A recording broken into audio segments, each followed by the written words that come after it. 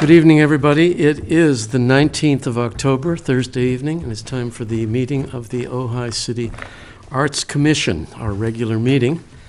And we will start off with a roll call, if you would, please, Mr. Vega. Yes. Okay. Commissioner Tosher? Here. Commissioner Crowner? Here. Commissioner Byrne?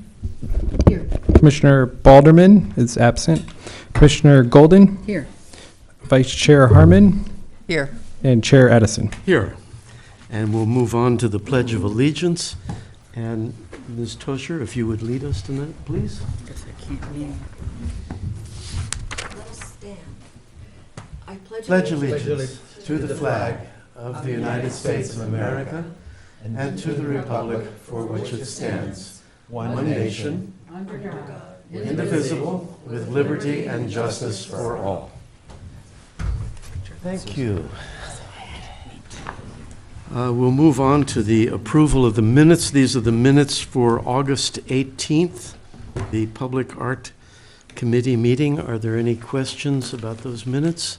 Could I have a motion to approve the minutes of the Public Art Committee? I move to approve the minutes. Is there a second? I second. Any discussion? All in favor? Aye. Aye. Opposed? Done. I would like to make one minor change in the agenda, and that is to move the arts grant presentations by grant applicants up to the first thing so that those who are here don't have to hang around while we pursue other business, okay? So I will, as a result of that, turn the podium over to Commissioner Golden, who's the chair of the Arts Grant Committee. Well, first of all, welcome everybody and thank you for coming to speak about your grants. We're looking forward to hearing your presentations. There are a lot of you out there, so we're going to ask you to keep your presentations brief and leave some time perhaps for some questions. Is there anyone here that absolutely has to go first because they have another engagement? Okay, so we could just take it in whatever order.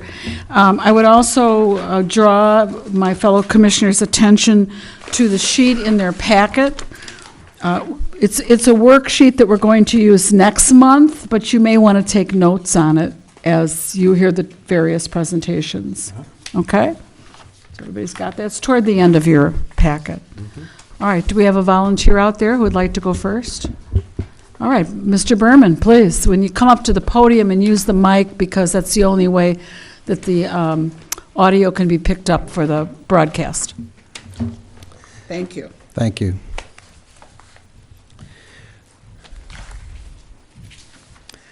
So, firstly, I want to thank you.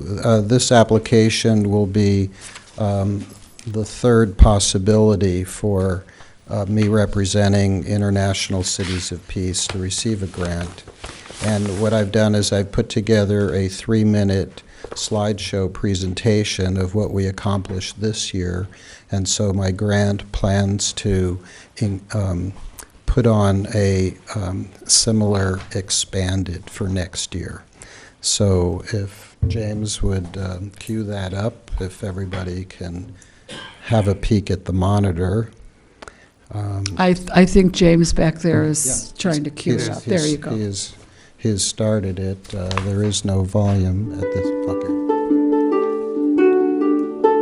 So we started off with the 4th of July parade, where Ojai International City of Peace was well represented. And it was a wonderful feeling to have people cheering us as we came down Ojai Avenue. I think that this is something that people really celebrate, that they're part of an International City of Peace.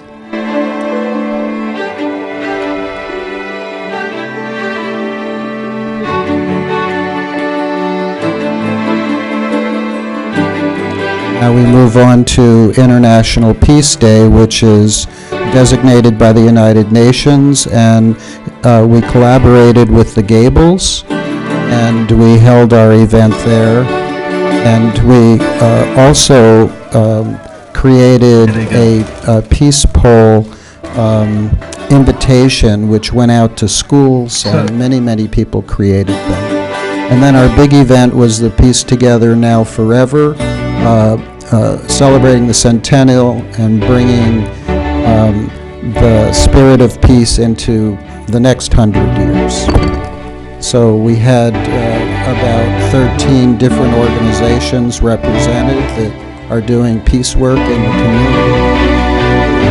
So a dozen performers, poets, dancers, singer-songwriters,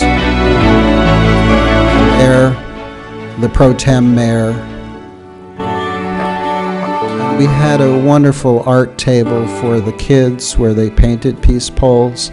They painted 26 peace poles. And those were artworks from the Matilaha Junior High and Rudolph High School Graphic Arts Department.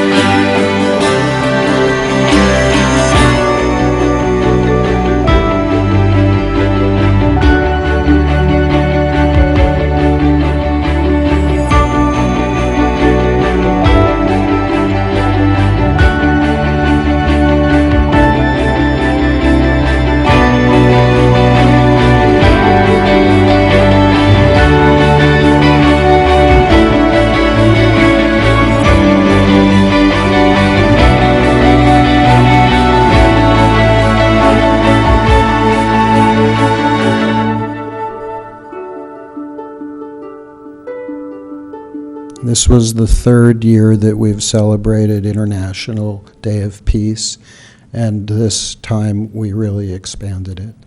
So that's my summary, and I'd be happy to take any of your questions. And I believe this grant was Marcy Toscher's assigned to her. Do you have any questions, Marcy, or anything you want to add? I do. Have you made any progress in terms of some musical acts? You mean the big names? The biggies. Yeah. So far, we just have the invitations out again, and we haven't had confirmation yet.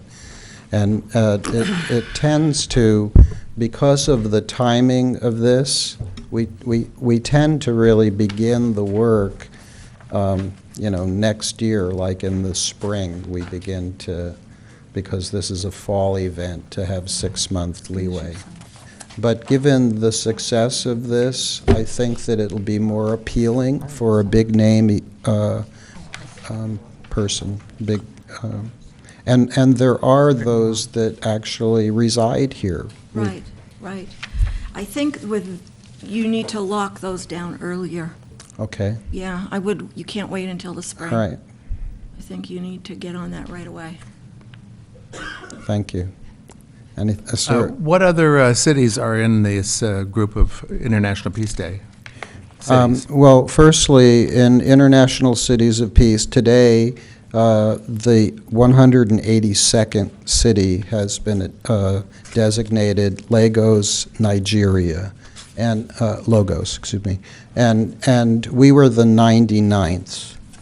And this United Nations designation, you don't have to be a city of peace to celebrate International Peace Day.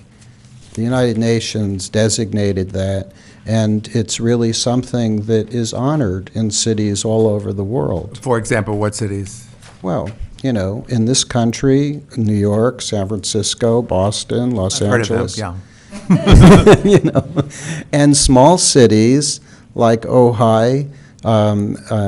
Sedona has an enormous program that they offer, and my intention is to continue to grow the programs to basically spread the education of how important peace is.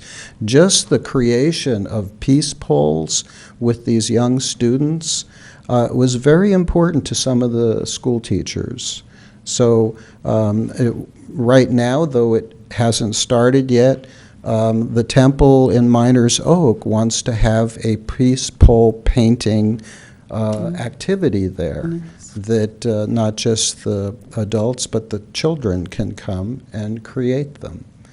So who knows, maybe Ojai will become the capital of peace polls. We have I think one Sedona beat you to it. Yeah, we do have the peace poll that was put here. I know The that Gables, beautiful. there's one, there's, Yeah. there's, that's what he just there's said. one that's also coming to the library that's a mosaic peace poll. The Arts Center hasn't, there's actually about 20 right now that are permanent. So anyone else questioning questions my from anybody? intent for coordinating? Well, this isn't, there's a question, but I want to comment too, because the event at Libby Park was absolutely phenomenal. I don't know how many people attended it, but the music was phenomenal. Those Hamsa dancers were unbelievable. I'm going to take lessons. Yeah. It was just so, it was really great. So congratulations on an incredible event that you put on there. Now, I'm reading in your essay questions, and it's such an important one for us, that you said if you don't get full funding, because we've been, the total amount of grants doubles the amount of money we have to spend. So if you don't get total funding, you're just going to scale back what you're going to do. That's what, am I reading that correctly? Yeah, my commitment is to have this happen. If you turn me down, I'm going to make it happen. I'm asking that this is something that's a benefit to the city and to the community as a whole. Right. And so if you could, contribute whatever feels right in your budget, then please do so, and I will use it wisely. Okay. Thank you, Brian. Thanks so much. Thank you. Yeah. Thanks, Brian. Okay, do we have a volunteer to go next? And I would ask you to, I should have asked you this, Brian, to state your name and where you live into the microphone before you start. I'm also Brian Bemmel. We get each other confused quite a bit, right? You have no idea. I'm representing Performances to Grow On, and thank you for giving us the opportunity to speak before the commission. My project's called Imagination Celebration, and it's a series that's geared for a family audience. It's going to be at the Ojai Art Center in the gallery. It's going to be a very intimate kind of setting. The three performers are internationally acclaimed. The first one is Hobie Ford, who won the Unama, which is the highest puppetry award that can be given. And the second one is Kuniko Yamamoto, who's a storyteller from Japan. And third, we also have Claire Murphy, who will be coming from Ireland to do the series. And for both Hobie Ford and Kuniko, there's also a workshop involved for children. Hobie does a workshop called Shadow Puppetry, and he will work with kids on making shadow puppets. He's done it at the Kennedy Center all over the country. And Kuniko will do a workshop on origami, which is the Japanese art of paper folding. So it's basically the three performances, and we call it the Imagination Celebration because that's really what it is. It's a celebration of imagination. And we don't really have that many programs these days for kids that celebrate the imagination in this way. So that's the project. I was assigned to this particular grant, and what impresses me most about it is the quality of the performers that you found. It not only will be, I think, thrilling for the children, but I think inspiring as well, because it is so cross-cultural, and it really represents three very different forms of using the imagination. And I think in that sense, the title, Performances to Grow On, is really appropriate. What I didn't say is the first performance is Sea Song from Hobie Ford. It's a really interesting story. It's about a little boy who's always plugged in to video games and his phone and computers, and he ends up spending a summer with his grandmother by the sea, and just gets turned on to nature. And Hobie's created all these puppets representing various marine animals, and has an original music score with production. I had a chance to see all the puppets, because I was back in Asheville, North Carolina last summer. So it was really exciting to see all the puppets that he's been making, so. Questions from anybody else? Yes. Stuart?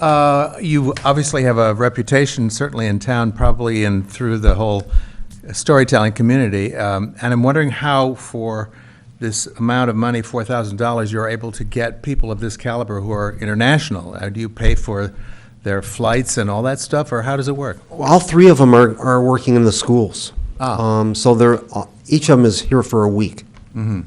So that's basically how we can do it. Our I mean, public schools? there's several high schools that are interested. They're not firm yet, but that's how I'm able to do it. It's kind of a residency as part of an entire residency That's for a very week. smart, yeah, Yeah. that's good. A round-trip ticket from Tokyo is almost $4,000, so, Yeah. you know, wondered how you did that. Could you ask that question then? Is it in yours, though? Or is it just not in mine? Well, ask the question, I don't know, we can all look, Okay. because I'm not sure what you're I asking. don't know, in my packet, but I could be missing something. I don't see the financial statement. Is that, am I the only one that doesn't have that? I know we did it.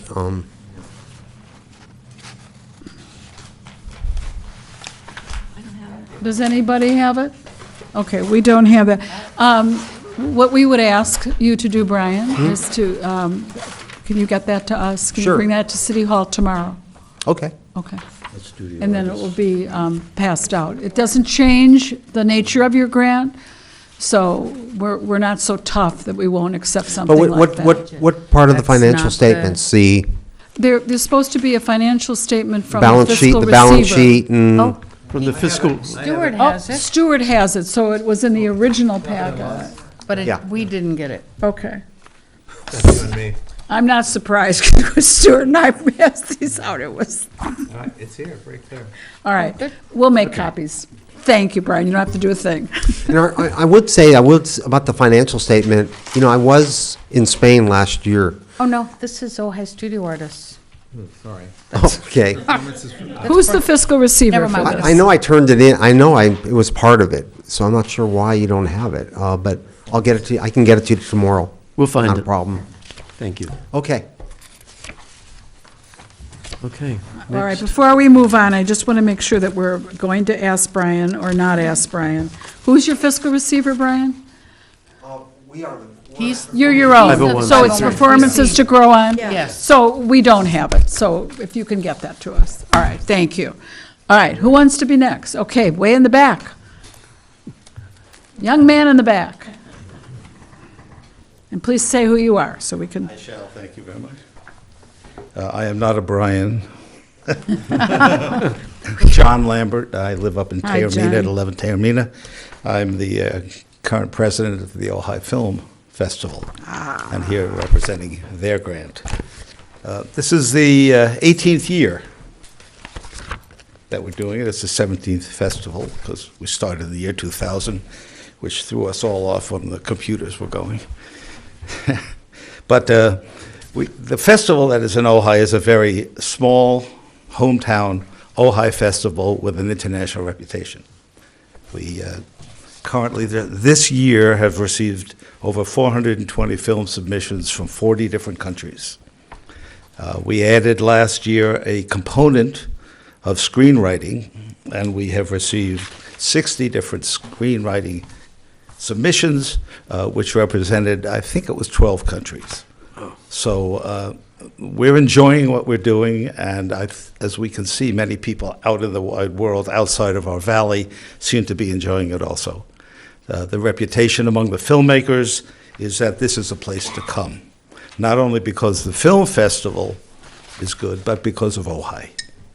One of the components of the festival is that almost all of the filmmakers who come to this valley are housed with families. And that is just so Ojai and such a wonderful thing for these festival goers who go from festival to festival to festival with their films and don't receive that level of embrace.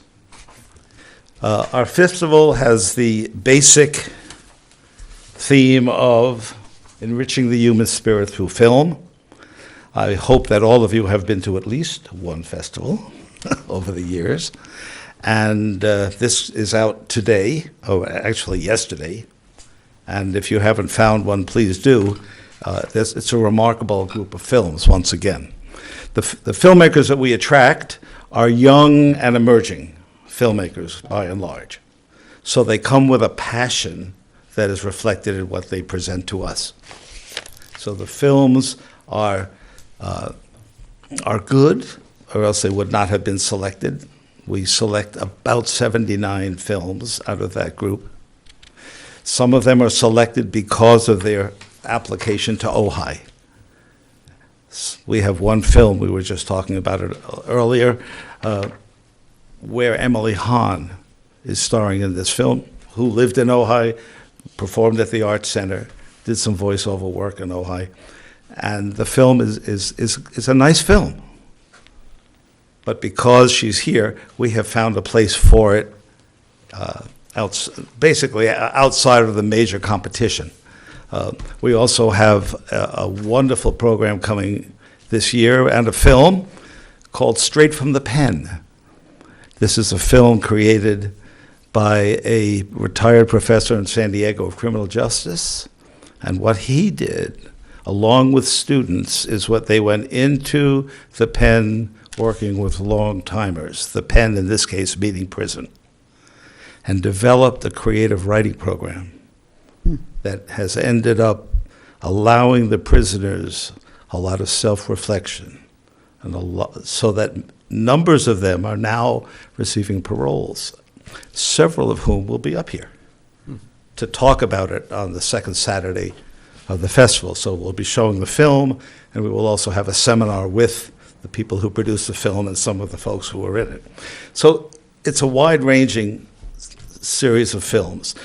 We have developed over a number of years an opportunity for students, high school students, to come to the film festival, because we see this with two things. One, it enables those who have some interest in film and being so close to the film capital and having production studios all around. A lot of students know of the art of film. And then we have the internet and YouTube. And what's put up on there is, to a very large degree, atrocious. And we thought we might be able to help them make better films for themselves. So we invite them to come on one day. We have programs. In fact, there are 4 programs this year. One is on screenwriting. One is on filming an actor. One is the journey of an actor, for those who are looking at that point. Another one is on how to film documentaries. And another one is starting out as a filmmaker. And they are all presented by the young filmmakers who are coming to the festival, by and large. And we have some of our local Ojai folks.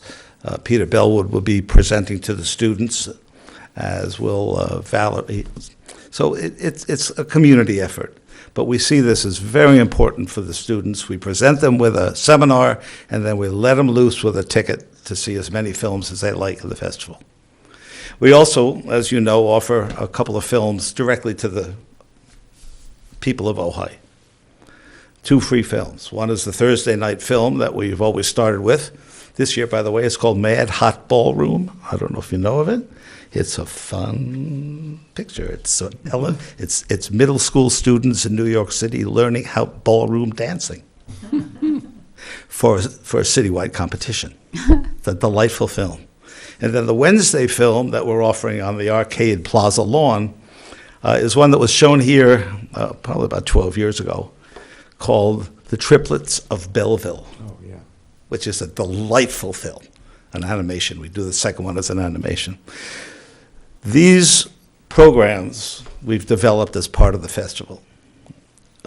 We have asked for some grant money to help support these programs and what we're doing with them, to answer your question was asked in here. Also, the programs will continue if we don't get funding. They will just be scaled back or won't grow any more than what we've done now. But we enjoy what we're doing. We hope you enjoy what we're doing, and I will be glad to answer any questions. Okay, and this was Marcy's. Yeah. Yeah.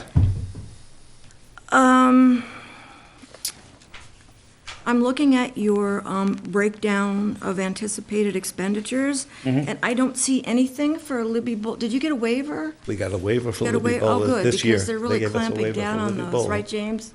Clamping down on the, Yeah, they're having a formalized process that'll kind of limit how many waivers they give. so good move. And let me add on to that yesterday I was told that there's an excellent chance they may waive the fee for that grass area back there. Nobody had ever asked for that before, so we've started a whole new process. Started clean, Yes. Well, yeah, I look forward to the festival this year. And I just want to say that I'm so thankful that our friend Harvey never discovered this film festival. We would have, Oh, my goodness. well, I say friend, yeah. Oh, my and goodness. can you imagine him staying in a private home here? Oh, my. God forbid. Yeah, me too. I can only imagine that he would insist on staying at the inn. Of course, yes. Yeah, right. They'll take over the whole thing. Anyway, yeah, this is great. Thank you, John. Any questions from anybody? Chris? Well, again, I don't see a profit and loss or a balance sheet. All I see is a budget. Yeah. So many of the costs are nested into the overall budget of the festival. No, they Would have you- I have a tax return here. You have the 501c3? Oh. Okay. Yeah. We how come consider we that don't have that? sufficient. Oh, what is it you have? What says they're supposed to have it, so I'm asking. This is the Form 990. Yeah. Their tax. Well, Okay, well, that's our problem, not yours, so Yeah, we'll take care of it. take care of it. We'll take care of that. I have a question about the breakout for the funds, and that is other $350, and we ask you to tell us what that other means. Could you tell us what that other is for? We have been asked by different schools who very much, who have some kind of a film program, but their budgets are such they can't get the kids here. If there's any way to underwrite some of the cost of bringing a bus up to Ojai. And as I say, So scholarships to transportation it. for out of Ojai students. Sorry? Transportation for out of Ojai students. Yeah. And Yeah, by out in of this Ojai, case. do you mean in the valley still? Yes, I mean, it's, it would also be Oxnard. Oh. So it could be for out of the valley itself.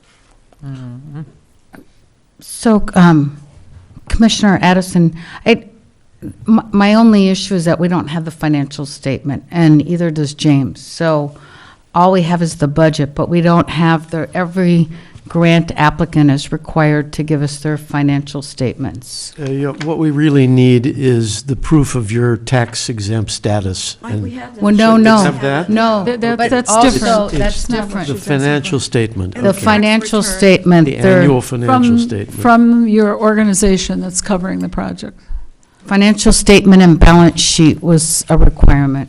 of the As film well. festival. Right.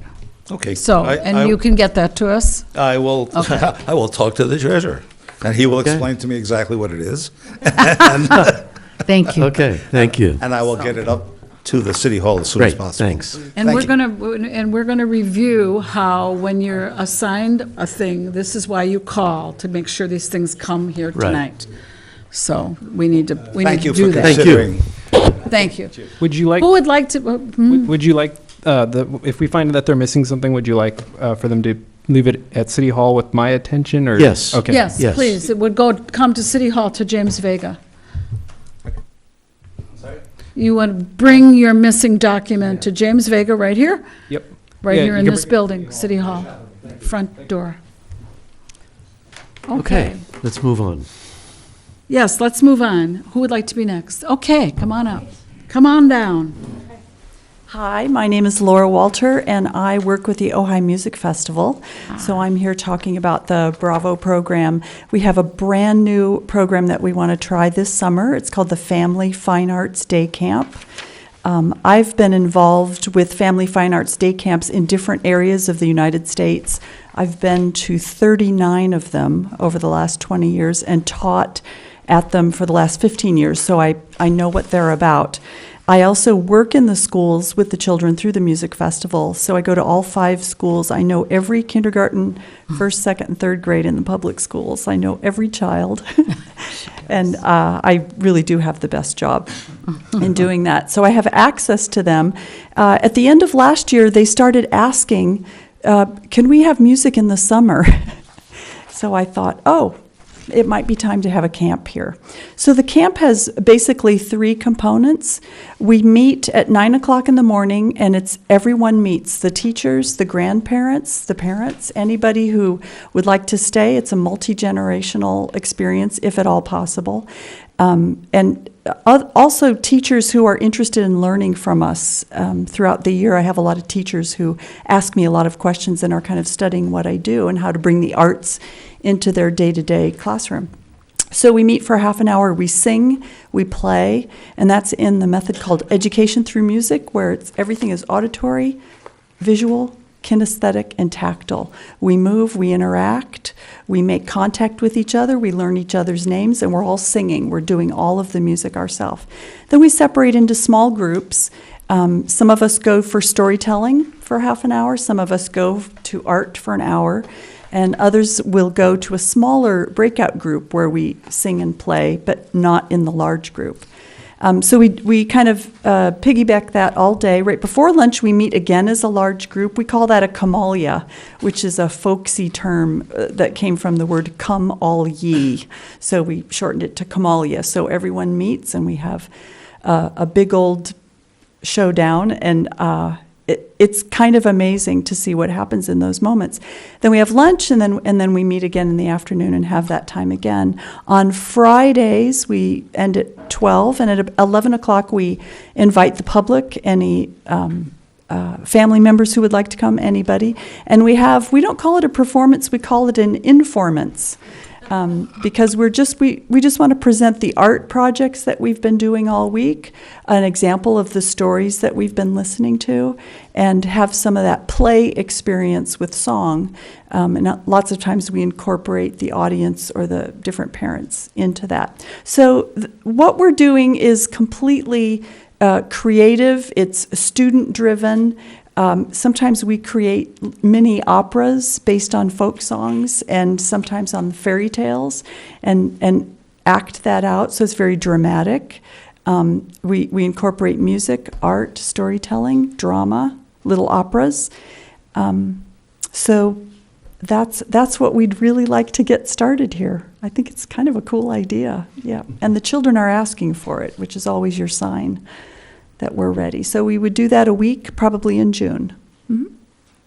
Thank you. So what you have been doing before was not with the music festival. This is the first time with the music festival. This is the first time we would have had this project in Ojai with the music festival. We've never had it in Ojai. I've been around the country doing this. And the artistic personnel you have budgeted at $4,500. These people, such as yourself and these other 2 right, teachers? So we would have a storyteller, an art teacher, a large experienced person to lead those, and then when we separate into age groups, somebody to lead that. If we have 10 registrations for 3- and 4-year-olds, we would also have a separate little mini room for them so they're not overwhelmed by the numbers of us. And then we would have another teacher. It depends on the registrations. I was going to ask you what's the number of personnel usually?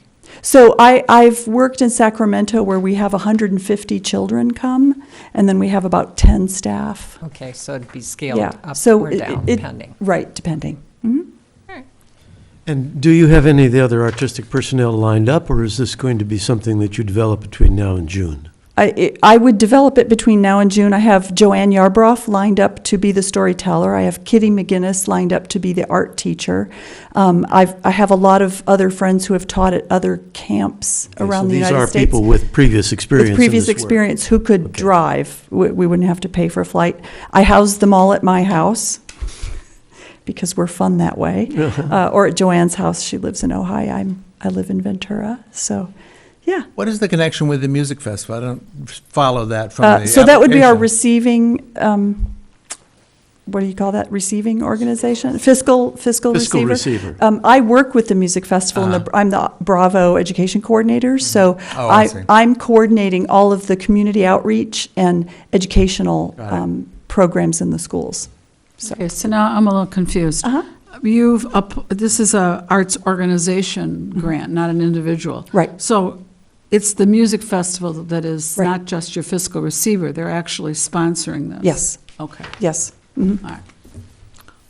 That's what I was going to ask. Yeah. So it's not like you haven't done it before. I mean, you're doing basically the same thing you've done in other places, but you're bringing it to Ojai. Right, right, Gotcha. yeah.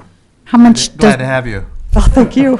well, Chris? my grandkids study with Miss Laura, and they absolutely adore her, by the way, at Topa Topa. But how much is this going to cost the kids, Laura, the students, do you envision? Right, so what I would want to do to charge tuition, I'm thinking $125 for the week, is check into Ojai camps, day camps, and what the going rate is. In Houston, we charge $245. In LA, we charge $85 in the gang-infested areas, and oftentimes those children can only afford $5. So that's what they pay, $5 or $10, and we scholarship the rest. So we're also looking forward to providing scholarships. We wouldn't turn anyone away. That's what I was We going We to would, ask. we would too. make it work. We would That just would be have a tough for set some price, and then if you can't pay that, what can you pay? We do want some sort of investment. So like a sliding scale. Yeah, mhm. Okay, thank you. Yeah, you're welcome. Any other questions from anybody? Okay, then what I'm going to do is, Stuart, since this was your grant, correct? Yes. I'm going to ask the person who is in charge of this grant to do the check to see that all the documents are there and tell us whether they're there, and that'll maybe avoid some of the confusion we had before. And Chris will be the one to do it for all of them. Yeah, well, who knows if I checked Okay. it on mine. Thank Good, you. thank you so Thank you much. very much. I don't know Thanks. about that. Okay, who we got? Come on up and tell us who you are. My name is Christy McGee. I am a resident here in Ojai. I am the current president of the Ojai Independence Day Committee. I was kind of thrown into it last year, not knowing our expenses, anything. I literally flew with my eyes blind. We are at the point now where we have really no savings. And we apparently have been pulling from our savings for the last 10, 15 years. So we're at the point now where our community could lose this event. This is an event that was started by my grandmother, Patricia Bush Manellis, and has been carried down. My mother was president as well. My brother is a pyrotech. I am now president. So it's definitely a family tradition and something that I know this valley truly loves and cares about. We did do an article in the paper, just letting the community know this is not city funded. We do not get a penny. We are solely volunteers, a group of 8 people that put on 2 days of events. We do the free concert on the 3rd at Libby Park, and we do the parade and fireworks show.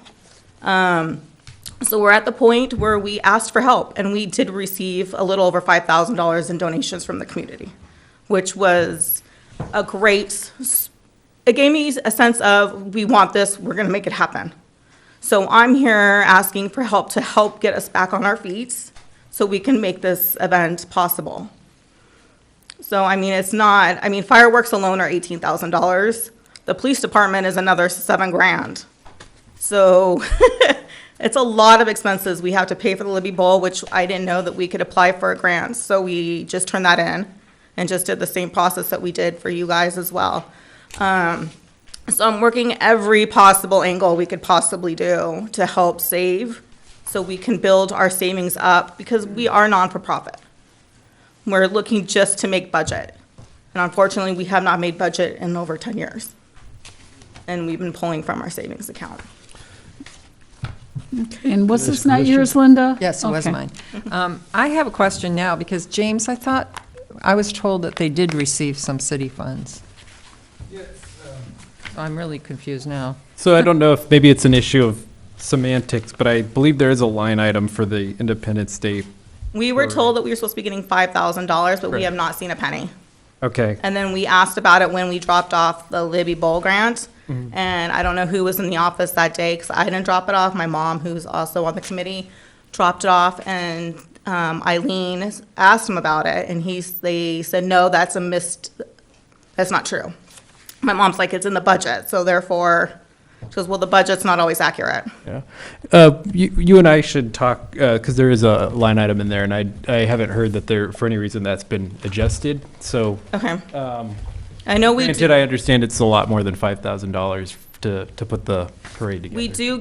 they do give a donation of $3,000 to take off the bill for the police department. That still leaves us with like $5,000, $4,000, which that bill seems to go up every year. Even we did nothing but the a couple sheriff's officers and police explorers to help with the budget, and somehow we are spending more this year than we did last year. So with nothing, some things just aren't adding up, and we're just we're volunteers. Yeah, And- everybody's a volunteer here. We're all volunteers. Yeah, so it's just like, Yeah. Okay, and the other thing I had a question. Everything's filled in correctly, but I did want to know, if you said you did apply for a waiver on the Libby Bowl. we just turned that in. It's a whole another process like this is. Okay. So we won't know anything until December. Okay. And the banner, is that something the city gives them or can give them? No, we pay for it. It's an expense. Okay, all right. And do you know how much that banner is versus the rental of the Libby Bowl? The banner to go across Ojai Avenue is $200. Okay. And from what I understand, when my mom was president, it was something that was just grandfathered in. They automatically just did because it is such a community event. So, Do we have other questions? Yes, it seems Stuart? like the elephant in the room is that this is not the a- Arts Commission, and what does the Independence Day Committee have to do with the arts? I was told when I went to City Hall that this is the application they gave me. So I'm like, I don't know anything about what I'm doing, honestly. You seem like a nice person. Yes. So I was told, fill it out. I filled it out. And turned it in. Christy, maybe we can straighten it out this way. There's more than one event in the Independence Day celebration, if I've read this correctly. Mm-hmm. And one of those events is a concert, which is certainly the arts. That's not Are what- you specifically asking for this funding to support that concert? Yes. But that's not what's in the grant. It doesn't say that. And you said we couldn't change that. No, we can't. When you wrote the grant, did you specify that it was for the concert? I think I summed it all up because, again, I didn't know what. All right, well, It's not. when we look at the sheet of, you've indicated here $500 for program and exhibition costs. That 500 would go toward the concert program and exhibition costs. That pays for the, 600 for the sound at the Libby Park, you have to pay for that. 250 to promote the concert, but the banner would not, is the banner specifically to promote the concert? that one just says the 4th of July, which we're working on Okay. doing a new one. So the banner is 200, and that's the 4th of July. But the rental of Libby then is, if I'm doing the math correctly? 700? 700, but that will probably 700. get a waiver. And you might get a waiver, so you've applied for a waiver. This will help us a lot when we debate. Thank you. Anybody else? Thank you, Christy. Thanks very much. Thank you. Please. Come on down. Which door do you want? Hi. Go like this? Yeah. All right. Hi, I'm Amy French. I'm with Focus on the Masters. I had your grant. Hello. Okay. And it's very complete. Okay. we're here for, and Thank you. asking for help with our Learning to See program to bring it into this year for 2 different elementary schools, at Topa Topa and Miners Oaks Elementary. And trying to remember, working with the, I think, 3rd through 5th grades. It should say there. I can't remember.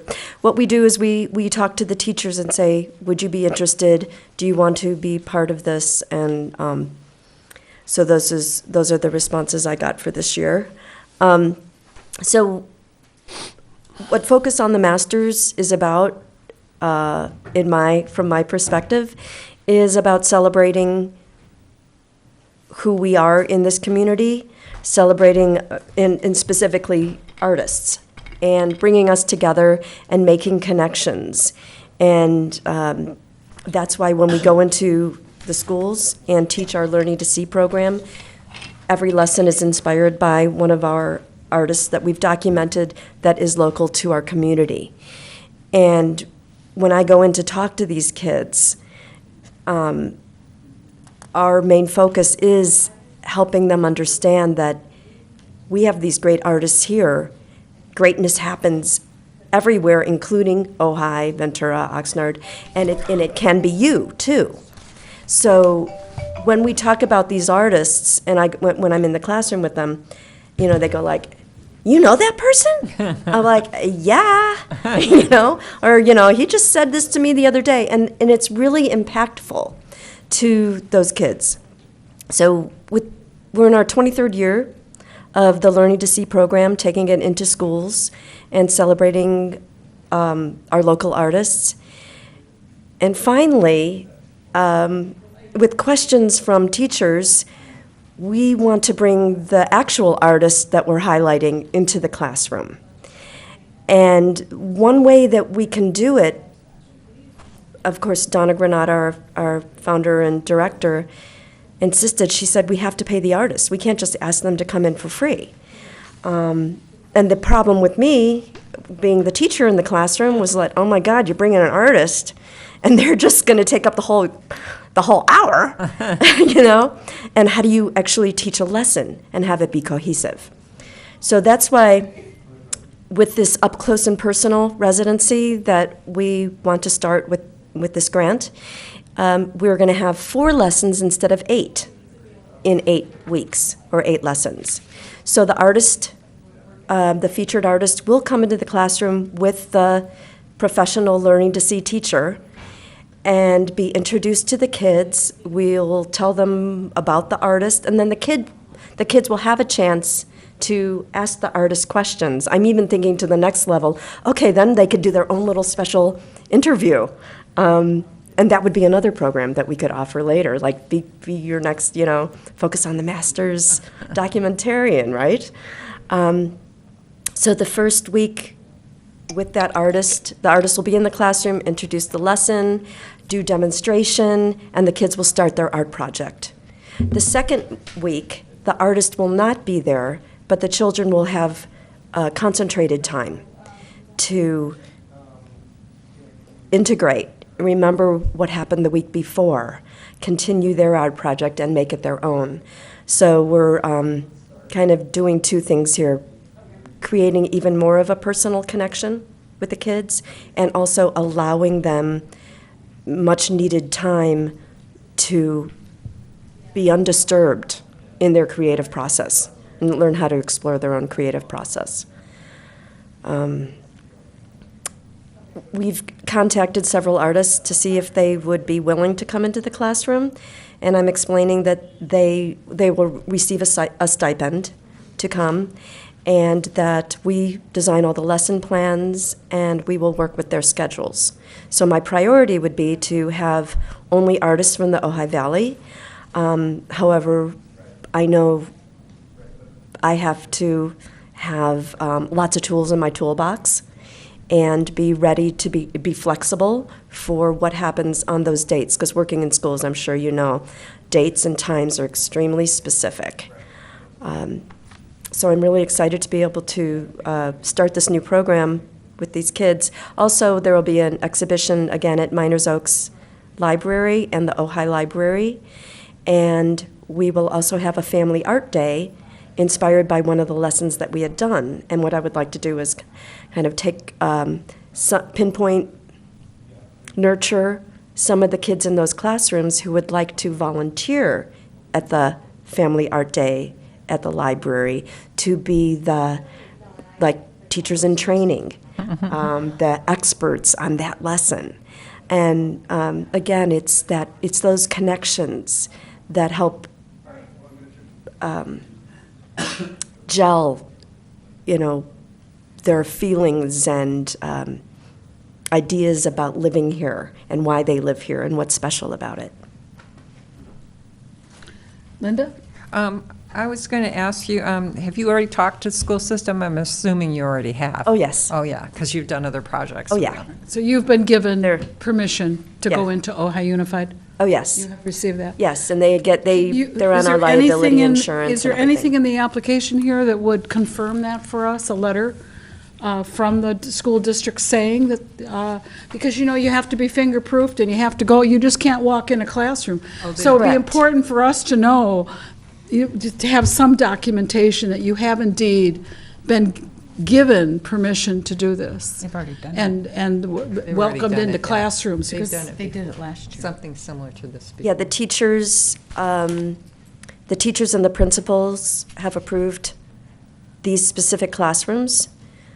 I'm Okay, so it's done. fingerprinted. So we'd take a word for it. And then we always put the school system as an additional insured for our liability insurance. Okay, all right, There got is it. something in the packet. Got it.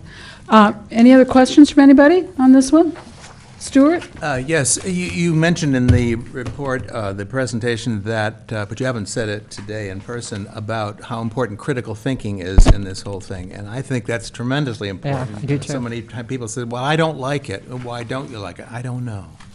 And I think that's important to know, not just hands-on art, but also let's think about it and reflect it. And it's in here, but you didn't talk about it today. Nice. Anybody else I do have a feel question? unprepared. Chris? I was told that I was coming here to answer questions, and I didn't know I was supposed to be giving a presentation. No, this is Oh, fine. you're doing You don't have to perfect. give a You're presentation. perfect. Doing great, Amy. You're absolutely I'm- perfect. The process is most important. How we think art starts in our brains. If a kid likes art or doesn't matter to me. It's like, who are they? So I take that time. I don't just go in and teach. I take that breath. I look at them. What are they doing? And that's why the program is so important to Donna and I. And I have had a lot of training in social emotional arts. And that's what's going to give these kids, we want to give them confidence in their own thought process and decision-making. And this is the place where they can take risks and make mistakes. It's healthy risk-taking, giving them those channels. No matter what happens, whatever that product is that we're going to be hanging at the library, that is very secondary to me than their process within the classroom. Good. Okay, Chris. Great. I hate to sound like a broken record. It's in here, we have it. It's You in have here. it, we Everything's don't. in here. Yes, we're Oh, I gonna can't tell. ask the person in charge of the grant if they have it. So Linda, you Okay, have that's good. everything? Everything's The here. W-9, It's all the complete. fiscal, it's Okay, all there. and Okay. I don't know if we're allowed to say this, but I saw the show last year at Miners Oaks Library, and it was really wonderful. Of course you're allowed You're allowed to to say that. Okay, actually, I helped hang it. You're encouraged. You're encouraged to say That's that. why it looks so good. It's been years and years since I've subbed, but I used to sub at the schools in town here, elementary and middle school. And I Crazy. remember I did their Great Works of Art program that they had at the time. And it was fascinating. These people that didn't ever participated because you had that give and take about the artist, talked about the person behind the art, and talked about the art and tried to relate it to what's going on in town. So I think it's a great idea. It's wonderful. Thank you, Amy. Nice complete you. grant. Thanks, Thanks very much. Okay, who's out there and Trump. come on down? Hello, I'm Patrick Pretorius. I'm representing Madrigali. After hearing all these wonderful project ideas, I don't envy you the task of choosing. You just fund us all, and that'll make it easy. Yeah. Anyways, City Council. we are a 13-member Renaissance a cappella singing group. I'm from Ojai. The group is based in Ojai. The group's been around for over 20 years in Ojai. And last year we got a call from a grandparent in Thousand Oaks who wanted us to come and sing at her grandchildren's school because they didn't have any music in the schools. And so we did, and we were amazed at how the kids kind of responded to this 16th century a cappella music. And they were studying Shakespeare at the time, so in elementary school. But that gave us the idea of, we could do this in schools in Ojai. And then also, some of us have parents who are currently living in assisted living or skilled nursing facilities. And we've been in those places and seen how they also could use some more aesthetic stimulation through music. Music is healing, the human voice, any kind of live music that's melodic and harmonic can be healing. So we thought we could put these two things together and go to some local nursing homes and some local schools and perform. And so that's our idea. Thank you. And this was Bobby Balderman, and she's not here, so we can't check to see if the materials came in with her application or not. I have a I question. spoke to her too. on the phone and she said everything was, but I don't know. She called you? Oh, great. And everything was in order? I asked her if our application was okay, and she Okay. said, yes, All right, everything great, looks fine. fabulous. So- All right, so we'll assume that those pieces So are can I in ask there. a question? Apparently, what didn't happen here was that the 8 copies weren't made of the additional materials, and that we needed 8 copies of everything, not just 8 copies of the application. But that's okay, now we know to put that in bold next year, so we'll do that. May I ask him a question? Oh, sure. Okay, good. Yeah, so please do. I know you're saying where you're going to sing, how many times, do you have any idea? Is it going to be one performance at each place? Yes, Just it so would I be know. one performance in each place. So there'd be 1, 2, 3, 4, 5, 6 performances? 6, yes. That's what I wanted to know. Thank you. Yeah. And you guys are great. Pretty cool. Any other questions? Any other questions Nope. for Patrick? Thank you so much. Okay, thank you, Patrick, very much. We still have somebody out there that hasn't come up. Now is the time. No, you're not Terry, you must be Scott. I'm Richard Camp, the artistic director of the Ojai Art Center Theater, the first artistic director that the Art Center Theater has ever had. I wrote my grant proposal in a two-pronged requisition, and I say that because how many times can you use the word prong in everyday conversation? Did you say this is for the Art Center? Yes. Application? Because I know you're not Terry, okay. Yes. Okay, could you say your name again? Richard. Richard Camp. Oh, thank you, Richard. Yes. My goal is to change the way people look at the Art Center Theater, to improve the image of the Art Center Theater, to make the Art Center Theater a destination for people to come from not only Ojai, but from Los Angeles, Santa Barbara, Santa Paula, to come to see this theater. The second half of the two-pronged requisition is to provide classes for young people to learn how to act, to learn how to direct, to learn how to be technical people, learn how to be stage managers, to learn how to be lighting people, so that eventually it evolves to that we teach the people all these attributes, and they grow and they learn and they go into the theater. The best way I can describe what I want to do is to tell you the program, the season that I want to do for next season, which is 2018. The plays that I have chosen for this season, each play has a unique attribute that sets it apart from usual presentations that you might see in a theater. For instance, we're opening the season in 2018 with On Golden Pond. You may remember the movie with Katharine Hepburn and Henry Fonda. And On Golden Pond was the original On Golden Pond on Broadway was directed by a friend of mine, Craig Anderson, and I have convinced him to come and co-direct the play here in Ojai on Golden Pond, and it will star Kitty Wynn, who is an Ojai resident. Kitty Wynn is the winner of the Cannes Film Festival Best Actress Award for her role in Panic at Needle Park with Al Pacino.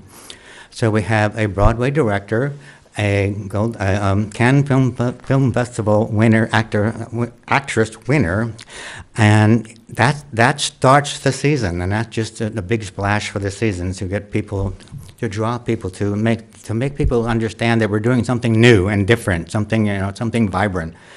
The second show is going to be Macbeth. And the director of that show has promised that it will not be your grandmother's Macbeth. This is going to be not something really, not really kind of poetic, because the poetry will still be there, but it's going to be vibrant and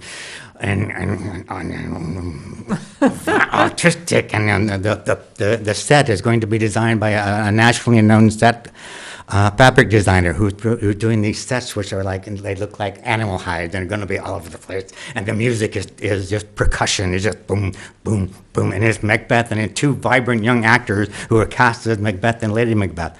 It's going to be fantastic. The third show, because we have such a vibrant and wonderful artistic art community in Ojai, I chose a play called Bakersfield Mist, which is about a trailer trash woman in Bakersfield who goes to a flea market and buys a painting for $3 and brings it home, and somebody says, "That's a Jackson Pollock."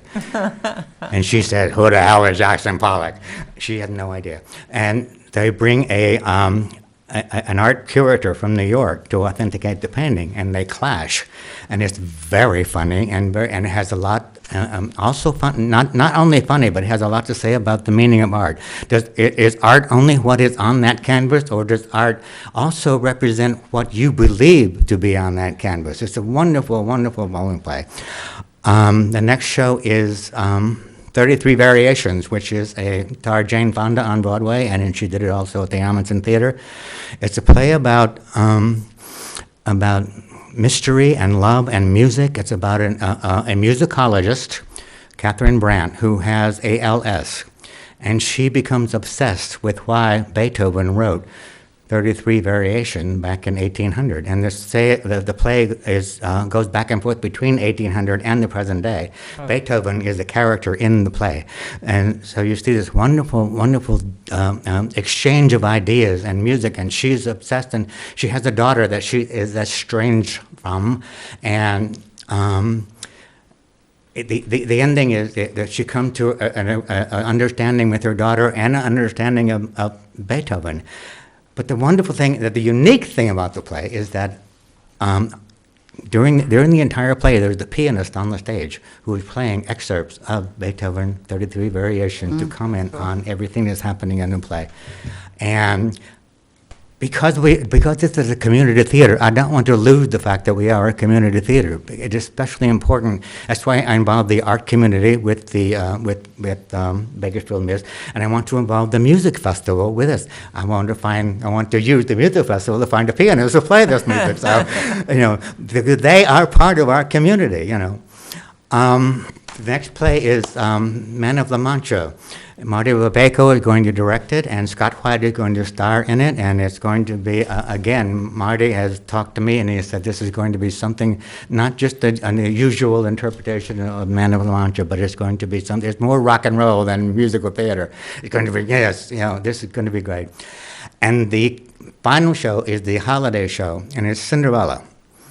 But it's a Cinderella like you've never seen before, because it's an English pantomime. If you don't know what that is, in London there's a tradition in London.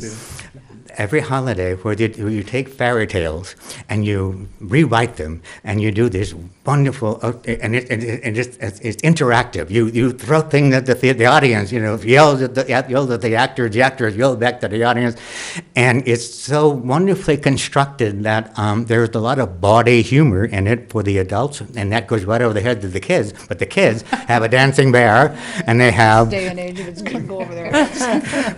the kids have a dancing bear, and they have a Bob Fosse chorus line of sheep singing, and they have, it's just this wonderful. It's hysterical. Sophie Massey, who lives in Ojai, and you may not know her, but she has been to London and saw two of these when she was 8 years old and when she was 11-year-old, and she loved these things. When I told her we were doing an English pantomime, she said, "Oh my gosh, this is so wonderful." So this is the idea, and this is why I wrote the grant, because there's a lot of things that we need money to support this for. For instance, on Golden Pond, where the kitty is an equity actress, so we need a little extra money for that.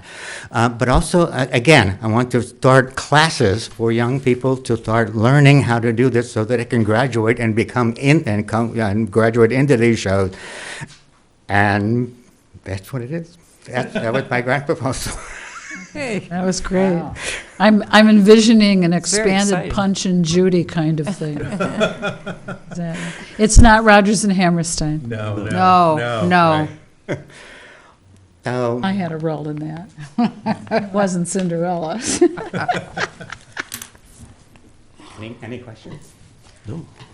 No questions? Thank you, that was fun. Thank you very much. And now I'm going to rehearsal for Animal Crackers. Thank you for coming, by the way. And this was, Got you on the phone. Yes. Thank you. and this was, Christine, this was yours, correct? Yes, All right, and I have we have everything. everything. Okay, fabulous. Is that everybody out there? Looks that way. Okay, feel free to stay and listen as we go over the ones, no one came. Joan Kemp. Thank you could both. not- Thank you all. everybody. Yeah. So why don't we take these one at a time, and the person responsible can tell us what they know. Why don't we start with Ojai Performing Arts Theater Foundation, and that was given to who? To me. Okay, To me, Christine, to you want Chris. to take over on that? Yes, and I talked to Joan, and she was, unfortunately, she really could not be here tonight, so, OPAT. I know, I'm trying to remember, I read this a while ago. She wants to,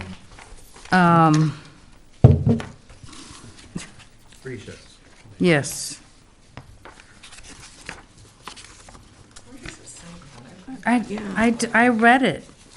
I know I read it. They're handwritten toward the end of the document. Oh, I'm sorry, I thought you asked where the essays were. So,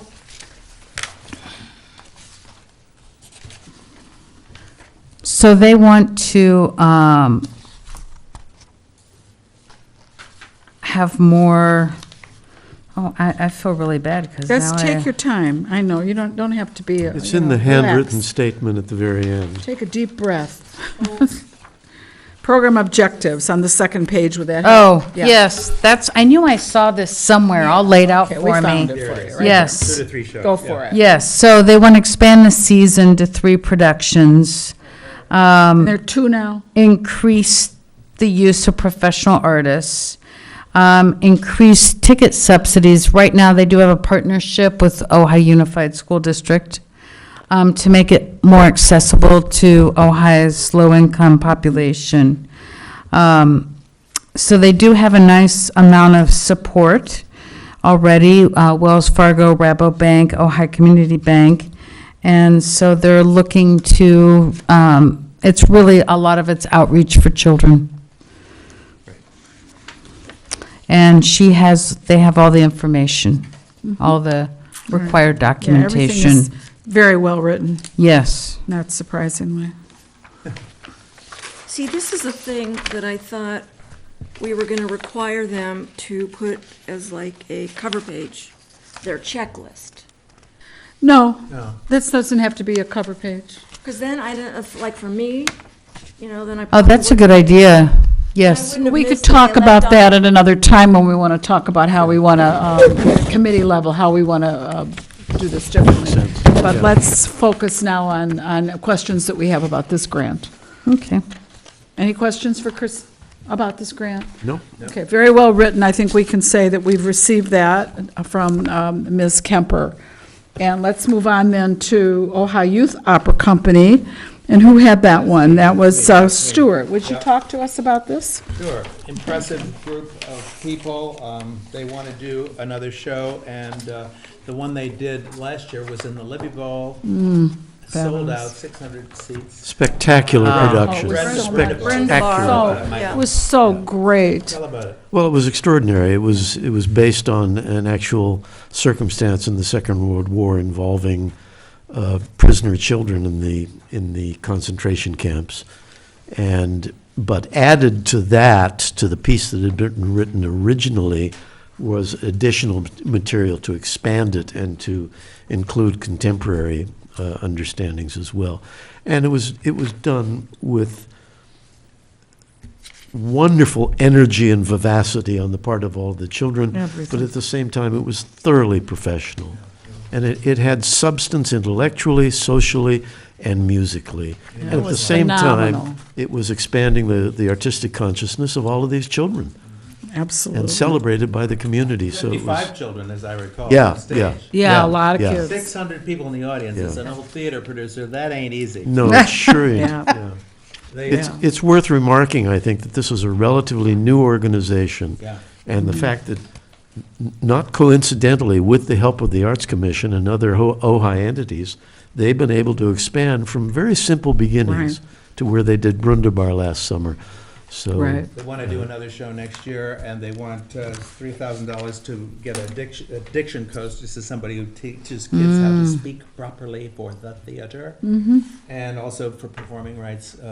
It costs money for royalties and that Right. sort of thing. Right. They don't know exactly what they're going to do yet, but they want And to the be able to- application is complete. It's complete. Yeah, it looks like it to They me. didn't have a W-9, and I had them bring one to Amber last week. Fabulous, So, fabulous. yeah. And that's the job when you're assigned a grant, is to make sure all the pieces are there and to get them if they're not. So thank you, Stuart. Sure. And I agree with Michael, that was unbelievable. I think that was one of the most enjoyable performances I've attended in extraordinary. Ojai Yeah. the entire time I've lived here. Yeah. It blew me away what they did. yeah, and it was one of those great validations of what we as an art commission do, too. Yeah. Because we have supported the growth and Yes, development of and that company. they did in the program note us, because I checked. They better. Well, you know, it's required.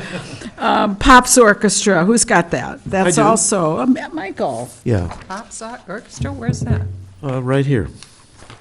And this is Scott Weiss, Did I not get that? and it's music for kids, and they're requesting $10,000, and the application is entirely complete, and it really sort of speaks for itself. What most of the money they're requesting, almost $5,000 goes for, is buying scores for a variety of musicals that they could then work with the kids on. Everything from 1001 Dalmatians to The Three Musketeers. Did I not get it? I haven't. Oh, I didn't even have that one. Okay. It might be, you know what, I found some of mine, Linda, the paper clips got mixed up and they got attached to the back. It might be in I looked through there. all of them and I Michael, didn't see that. I was not aware, I read this like a month ago, but how kids are involved in this organization. I think these are professional musicians who play charts that are paid for, and I don't know what it has to Right. do Well, with children. it's performances in, what they're proposing is concerts in Libby Bowl Yeah, I know. that will, Music for Kids is called, but I yeah, don't see. well, approximately 9 pieces per concert, therefore we need approximately 27 pieces per season to attract and garner the attention of youth. Our wish list of music contains many songs that children will enjoy and relate to. So I think by calling it Music for Kids, they're really referring to their programming objective, which is to try and create music that will draw an audience of parents and children, so that children are exposed to music in a more professional mode, if you will. Okay. The So- selection of songs is certainly aimed at children. Yeah. Pan, Pocahontas, Robin Hood. Yeah. Yeah. So when they're saying supplies and materials, that's the huge Charts. part of Charts the, for the music, yeah. I'm sorry? Music charts Charts. for the musicians. The trumpet part, the That, saxophone part. that costs that much, like close to Oh, $5,000? yes. Yeah, yeah. Oh, those I don't know, are- I don't know about that. Yeah, those are, Okay. those are expensive. Very expensive? All right. Yeah. Yes. Yeah. Okay. Any other questions for Michael on this one? Has anybody are seen they any of buying? these performances? I There's wonder one if that's coming the up, rental according or to the- this, Yeah. on the 22nd. There's one on the 22nd of this Okay, month so they want to buy them. in Libby Bowl. I've seen part of one, and it is a volunteer collective Right, collective you of cut it off. musicians from the area, many from Ojai, and they're of, I think, professional caliber. That's what I'm I wondering, mean, because I not haven't heard of high them. professional caliber, perhaps? Right, I would agree, But- because I have Yeah, heard bits. yeah. Are all the materials in, Michael? Yes, the materials Okay, all the are all materials here. are in, so can we move on from that one? Unless we want to talk about it more, we'll move on to the last one. And then we're going to be done with these. All right, the first thing I want to tell you about the last one is that you have a green handout. We did that on purpose, because it's so confusing.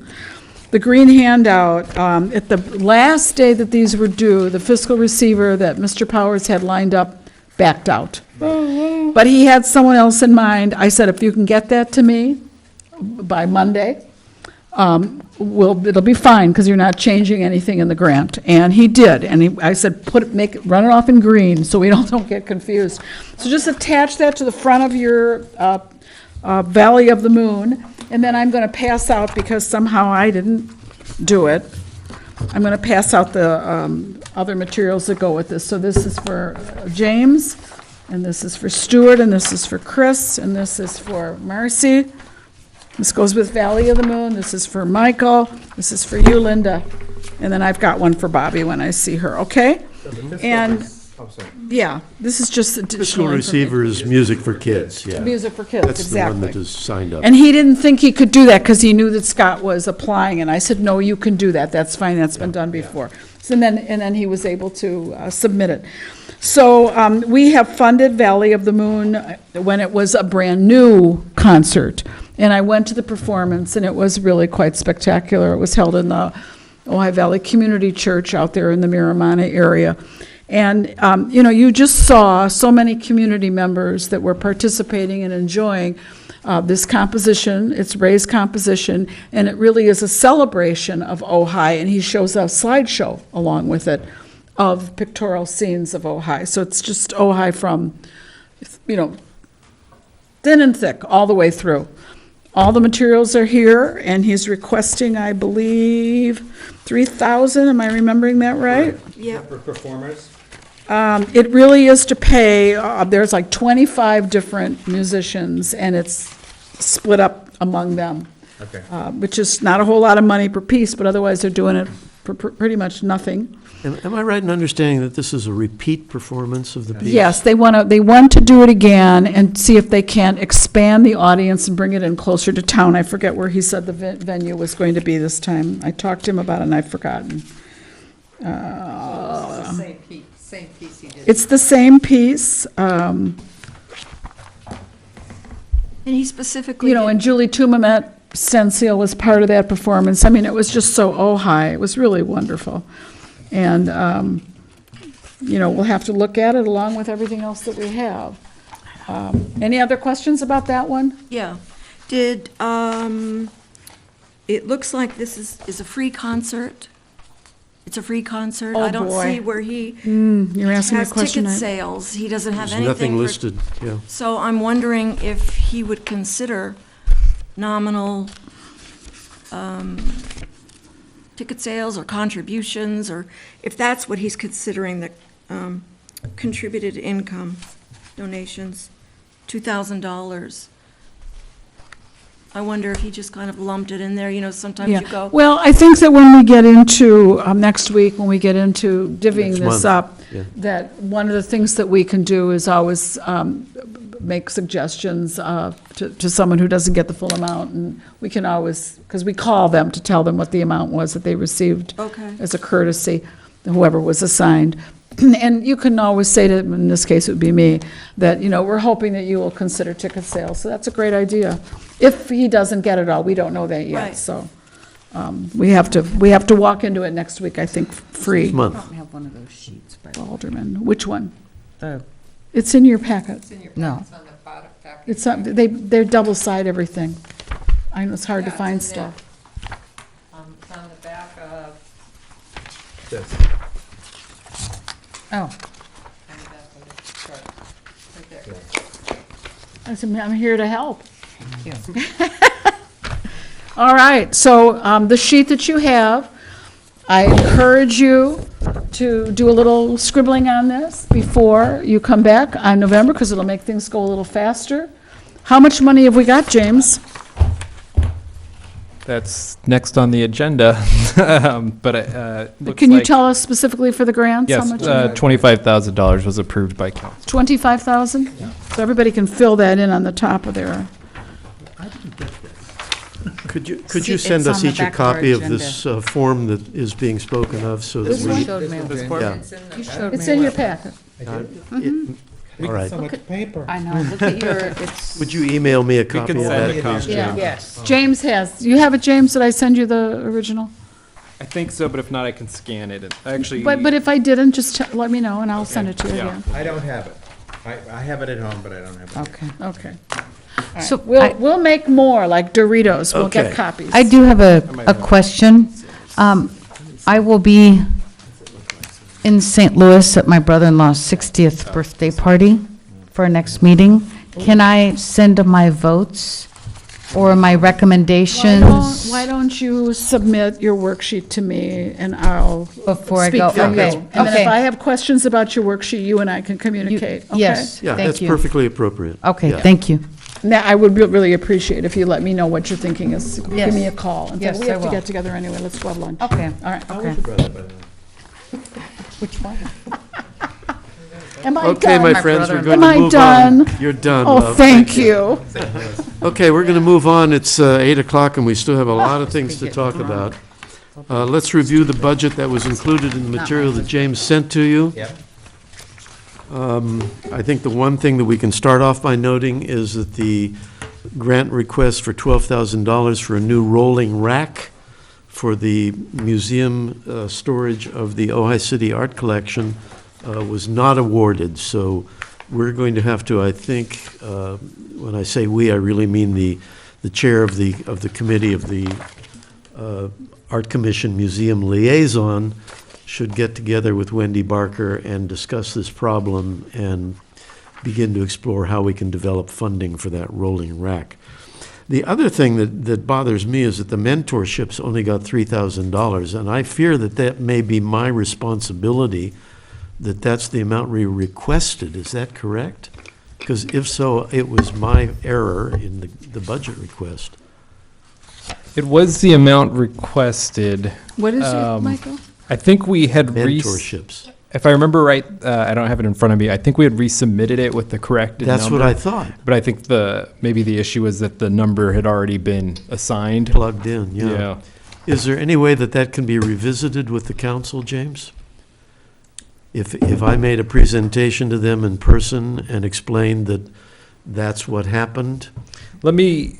could you investigate Yeah, that let's and let me investigate know? it because I'm not sure if they have actually discussed that or Yeah. anything. What should the amount be? Yeah, what Amount should sh- it Sorry, The Lynn. amount should be enough to support 4 of the 5 mentorships, which is to say $5,000.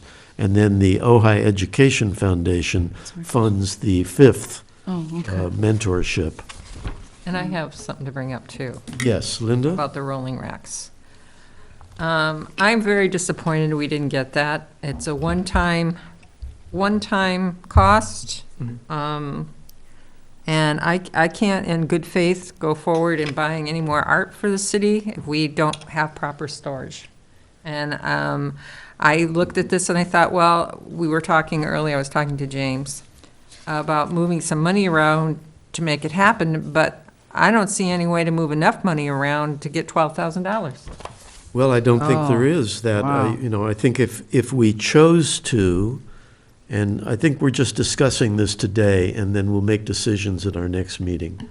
Or would it be appropriate to make decisions tonight? I forget whether this was listed as an action item. We have. Yes, we do have action, Right. review budget and approve recommended changes. So if we wanted to tonight, we could decide that instead of spending $3,000 on art acquisitions, we will devote that to the rolling rack. I think it makes no sense to buy more art until you have a place to put it. Well, I would agree. And I thought I made that clear. That still wouldn't be enough money to buy them. No, it No. won't. But it's And- a gesture, I guess. And the Invitational Gallery, $3,000, for my opinion, we might better spend it on the racks also. Yeah, why is that cost so high? When we were doing City Gallery, we never had a budget like that. And then there's a $4,000 item for City Art Museum. Linda, So- can you say what the 3,000, or whoever is the chair of that, was it you or Who's the chair Chris? of it? Can you say what the $3,000 for, what's that for City Gallery? We used to have a budget of like $500 for that. I know. What is that for? Something that Christine and I had been talking about. We haven't closed the loop yet, but for example, the gallery this coming Friday, I believe, has there's a there's food and things like that that come from that budget. Well, the food by the contract with the artist, the artist must supply that. No, this is different, This though. is a This city was an open show, and I really don't feel like that we should ask 20 artists to bring food. That was really, it's different for the solo artists. They do bring the food, but this one's different. Okay. And There's, to pay other for costs. so, no, it's also, before what happened was the Public Arts Commissioner used their own tools and equipment for hanging. I really strongly feel that all that should be here at City Hall and for future use.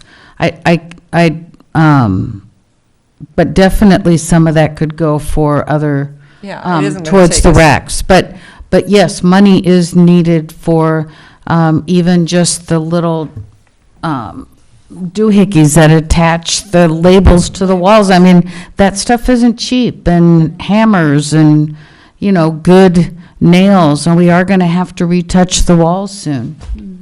And you hit what I was going to hit, but last year we spent just under $1,000 from that line item. Right. So there may be some extra So funding. there. we could conceivably then subtract $2,000 from that budget Yes. and allocate 1,000 for that expense. Yes. So if we were to shift the $3,000 for the art acquisitions and 2,000 from the gallery, I mean, to get 9.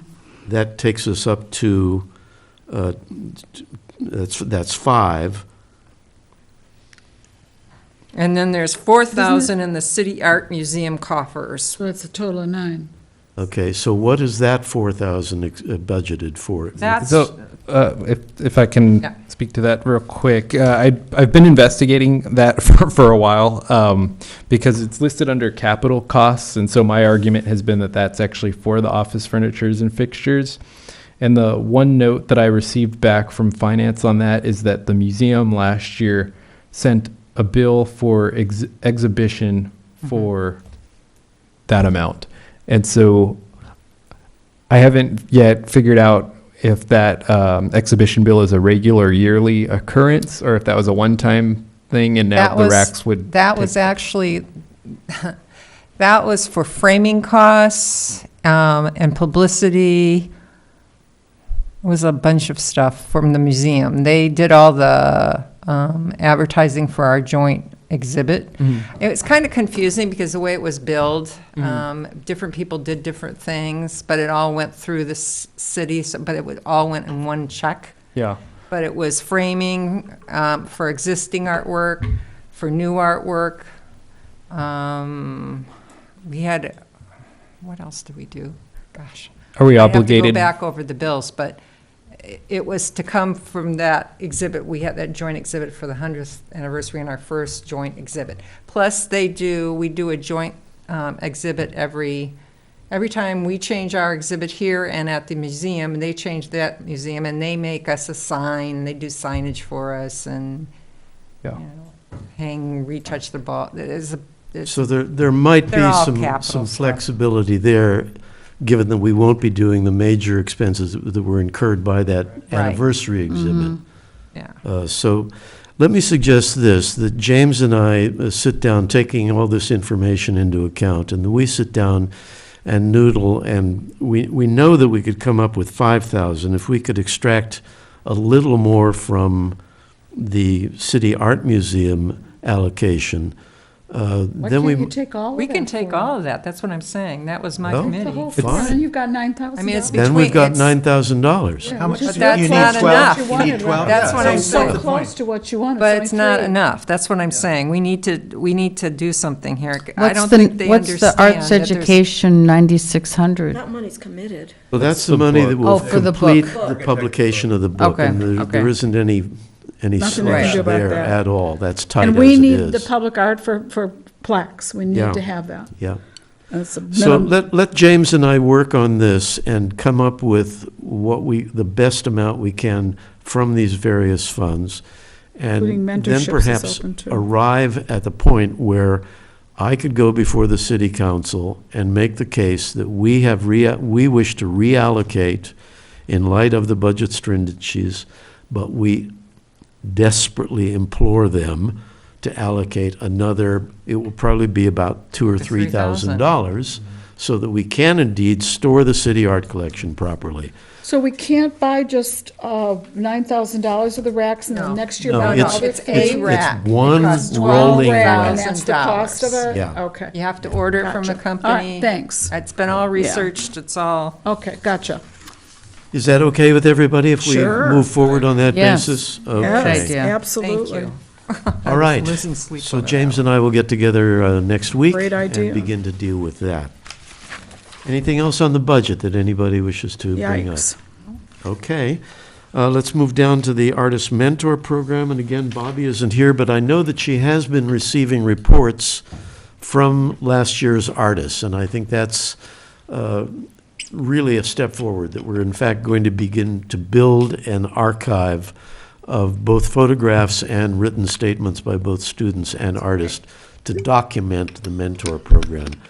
And I think when Bobby is back in play, it might be time to suggest a simple replication of that in just a loose leaf form that we can, if nothing else, share with the city council, give them a sense of what it is we're doing, a better sense. Okay. Anything else on the Artist Mentor Program? Okay, let's move forward then to the Public Art Committee. Commissioner Golden. Well, I'm going to turn it right back over to you, Chair Okay. Addison, and Michael has agreed to give everyone a briefing on what happened at the city council meeting and what has happened to the public art budget as a result. And I would just want to say, for the record, that I'm very disappointed that we, again, do not have a council person here representing council and hearing things firsthand Well, that it this is, it commission is a does. shame. I know that some of the council members do review the videos. I know that Councilmember Francina does. not the same as being But it's here. not the same as being Who's supposed to be present. here? They're supposed to be here. Okay, well, here is what happened. At the last city council meeting, we were on the agenda to present the request for funding of the additional cost of the gates for the library. And our recommendation, following our decision at the last meeting, was that, in our view, appropriately, to make that project come to fruition, the city council allocate the additional funds, I forget, $8,000, I believe it was, from capital improvements, because indeed that's what it is. In spite of it having been designated an art project ex post facto, it is indeed a capital improvement to a city-owned building. Unfortunately, that item on the agenda was, after a number of other items, including the budget review by the city council, and it came up at about 11 o'clock. There was some brief discussion of postponing it for a month, but they decided to go forward with it, even though they were all tired, exhausted, and I think one could say exacerbated by the conflictual stuff they'd been dealing with already. I got up and made a case that the process had been off the rails at the beginning, which they all knew, that had been initiated by the museum without following any public art process whatsoever.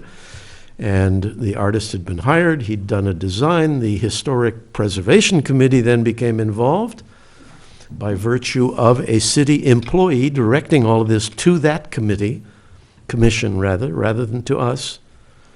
And they turned back that initial design, and the artist then redesigned the gates in a mode that would be more appropriate to what they felt should be the case, which is to say reflecting more the exterior of the museum and that quasi-pseudo-mission style. And the presentation then was by the artist, convincing us that indeed it was legitimate, that because of the necessities not to cut into the sacred arch at the entrance to the museum, I shouldn't start, I'm sorry, I don't mean to be editorializing as I speak. We're enjoying it. He had to use more material, and it was a more complex construction project. That being the case, it seemed to us legitimate to suggest that, yes, it is going to cost more, and it should come from public art. I got shot down. No, should not. Should not come from public art, should come from capital improvements. I got shot down and shut down vociferously, repeatedly and heatedly, even though I tried to reiterate and make clear what I felt was the case, that there was a process, that they had put it back on the rails and now it needed to stay on the rails. That is to say, adhere to the prescriptions of the city ordinances that apply to these things. And one of the remarks was, we could change the ordinance, couldn't we? I think it was our mayor who said that. Oh, great. And so they voted after much discussion, and Christine also spoke to this from the podium, and they shot her down as well. And they voted to take it from the Public Art Fund. Well, there are a number of issues here. Number one, it is inappropriate for them as the council to dictate how money is spent from the Public Art Fund, because that is very clearly prescribed in the ordinance that is applicable. And we made that case as well, but nevertheless, they did not pay any attention to that and overrode the ordinance, I think one could say fairly, although in my view not legitimately, and took the money or allocated the money from the Public Art Fund. I have thought about this many late nights as a result, and it has also occurred to me that as a consequence, they now, I think, have left the city open to a lawsuit, because the money in the Public Art Fund is derived from developers who, because of the city ordinance, have, dealing with public art, have several options. They can hire a consultant and work through the process as is dictated by the ordinance and arrange for a work of art which would then be approved by CAPA, the Community on Public Art. Or they can go through CAPA, but anyway, there are all these processes, and one of the alternatives they have is to instead contribute the money as determined by the cost of their project, the percentage basis, to the Public Art Fund. When they make that contribution, my argument would be, they do so with the strong implicit understanding that the money they have put into that fund will be allocated according to the dictates of the ordinance and the processes that have been established on the basis of the ordinance. And I would argue that they are now liable to be sued if someone would choose to do it, because a company that had contributed money could say, wait a minute, we were given to understand, according to your ordinance, that the money would be dealt with in this fashion, instead of which the city council arbitrarily and outside of the boundaries of the ordinance chose to allocate it instead. So this is a case that Marcy and I on the Public Art Committee are now going to develop into a letter, which we will transmit to the city council, because I do not think that this is an issue that we can let rest.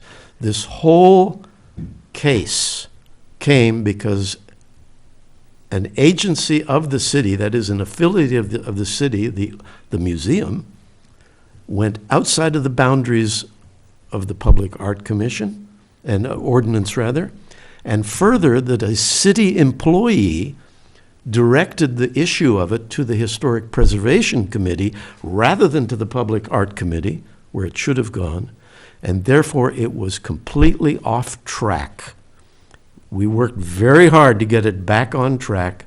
We spent a great deal of time in committee meetings, interviewing the artist, Kappa interviewing the artist, presentations by the artist, and all of that was blown out of the room. So this, I guess I'm really informing the commission that this is what I intend to do, and I hope I will have the support of the commission.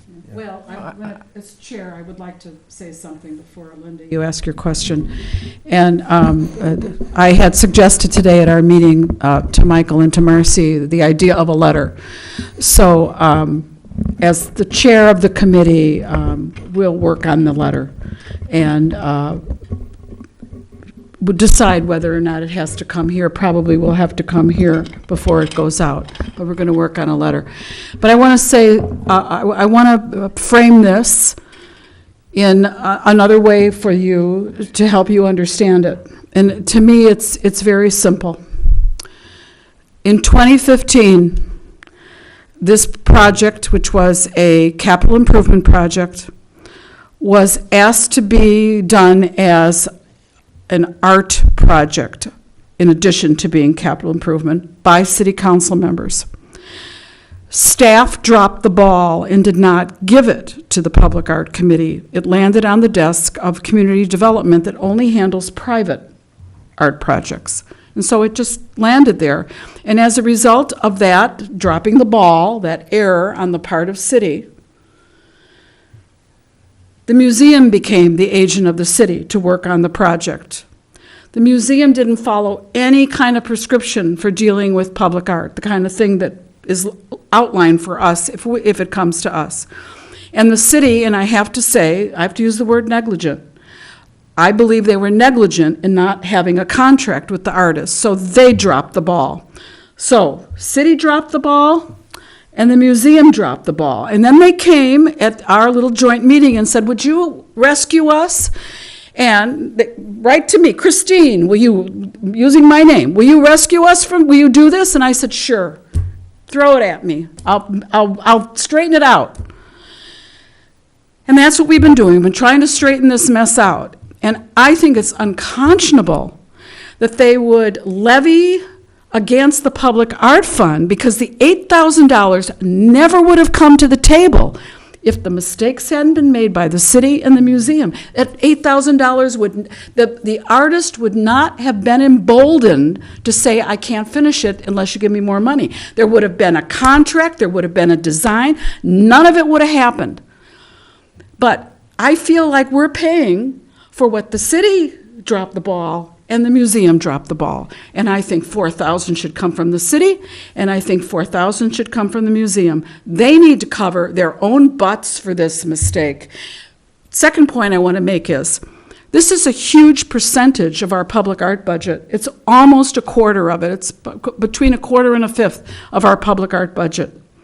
It sorely will hamper what project we're able to do, because there's a going rate for projects, and we're bound to do a project, which Michael was talking about. Waiver really is not a choice for a developer. They have to actually be granted permission to have a waiver. They have to do the art.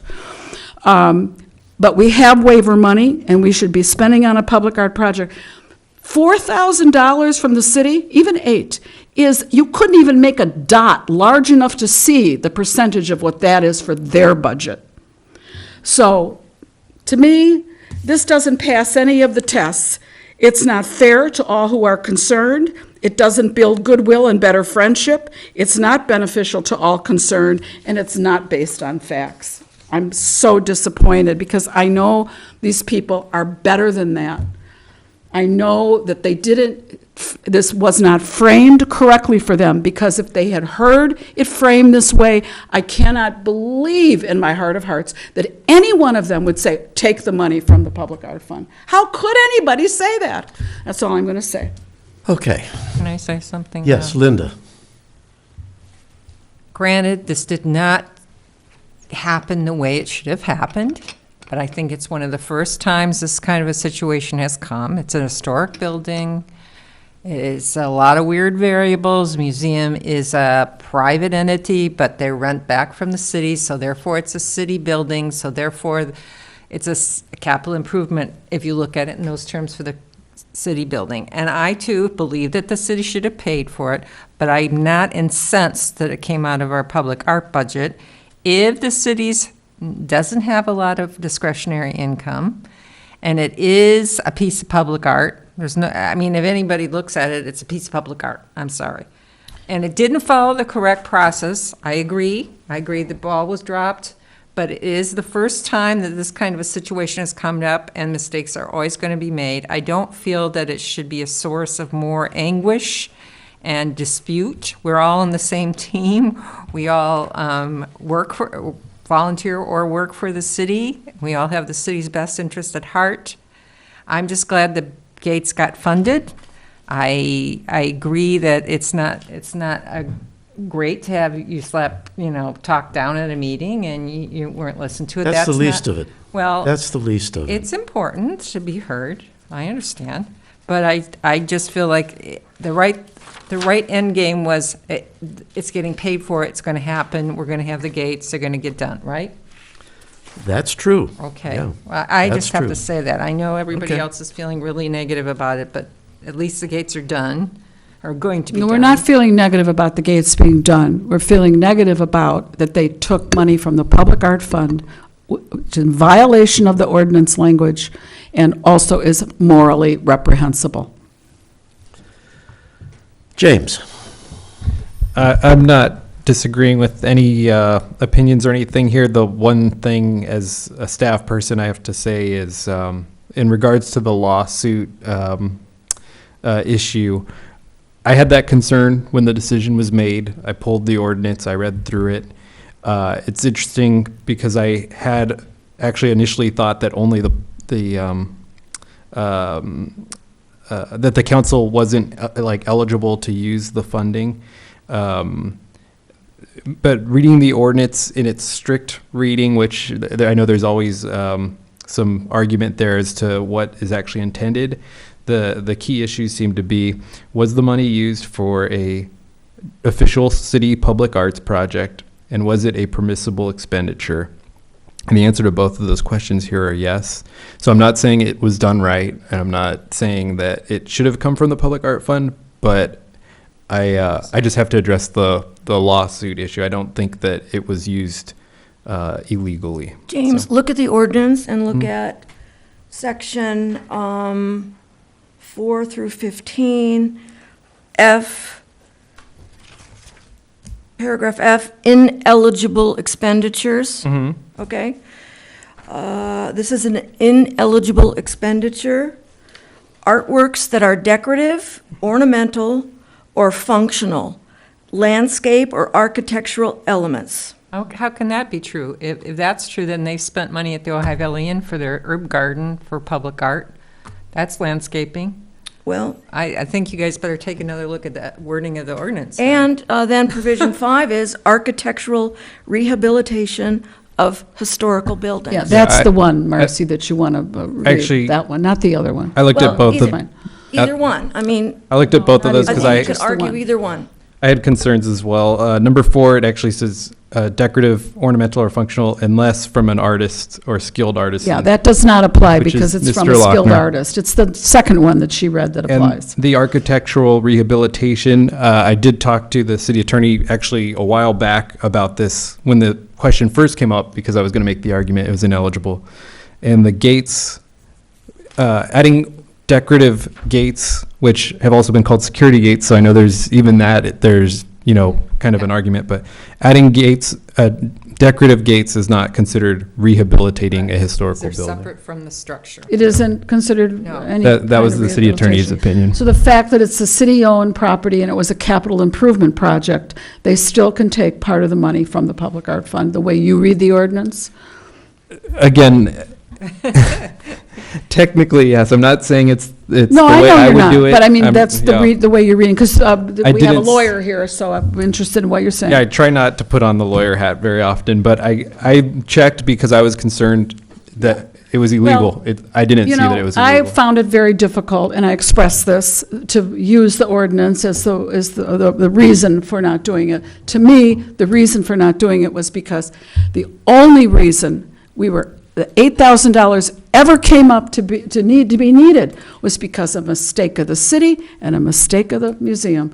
And why would they say, please fix it, and oh, by the way, give us the money? It's just so wrong. Yeah. It's so wrong-headed. I have no Okay, no well, defense for that. I think we don't need to beat this to death. We've, I think, all expressed our opinion. Yes, Are there- we'll go on. Are there Thank you, others Mike. who have anything that they want to add to this discussion? Okay, well, I think that the Stuart. idea is, do we all agree that your idea of a letter and appearing before the council will be effective? Forget about anger, forget about Yes, fairness. and it's Good my point. letter. Effective is the key. Is Good that point. going to be? Yes, Good it's going to point. be my letter. Yeah. I'm writing the letter as chair of the Public Art Yeah, Committee, yeah. with input from Michael and Marcy. And it's going to be not angry, and it's not going to be scolding. It's going to be effective. It will be Sure. tremendously effective. Your eyes on the prize. Absolutely. You've got it, Stuart. That's exactly right.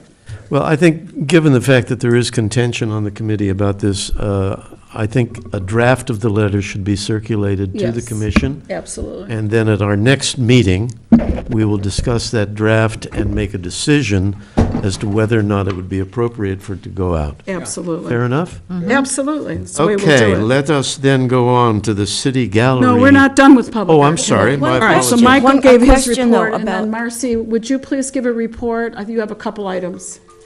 Can I go back? Please. Oh, you can go back.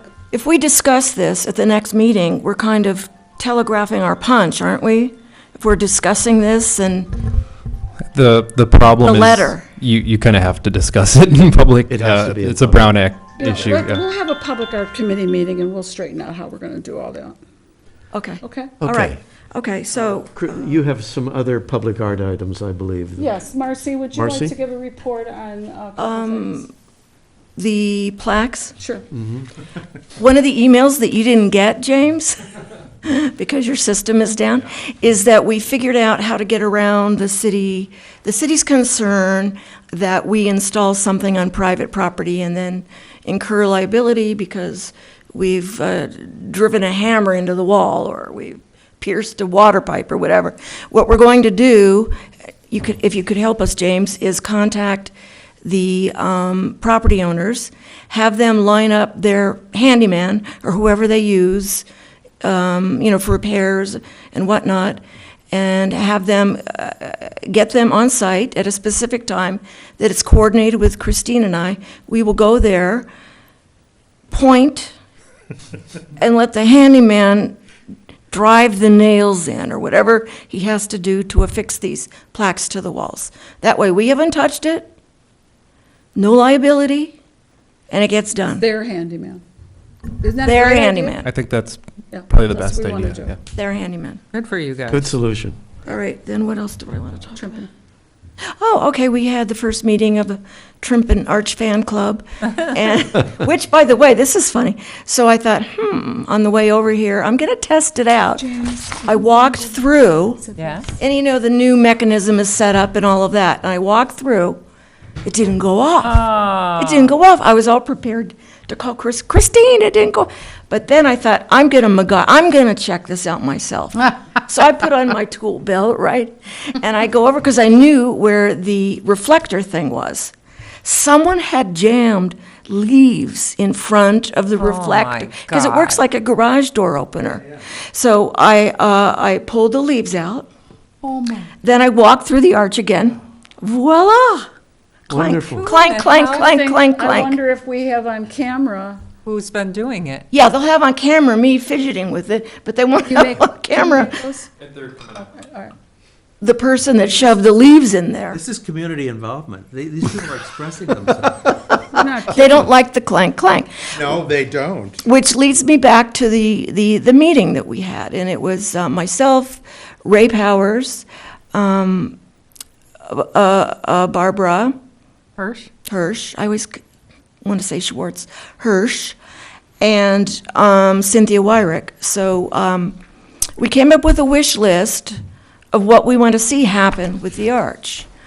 One of the things is we've all decided, and it's been talked about ad infinitum, the clank, the sound. So Ray, being the musical guy and a techie guy, is going to work with the city, with James Hahn, and see if he can soften those tones up, make them sound a little bit more musical. I don't think so. No, well, Marcy, that's not exactly right. He's going to contact James Hand to see, so James can explain to him what the mechanism is. We wouldn't touch it without having Trimpin involved. Yes. Oh, right, and then, Right. right, and then discuss it with Trimpin, right, Yeah. right. Okay, I'm So gonna anyway, say- no. So I emailed you about making the introduction to James, and then James has interfaced with Trimpin before. He was going to pull him into the loop. Yeah, Trimpin gave James Hahn some of the manuals and things, so I'll connect Ray with him.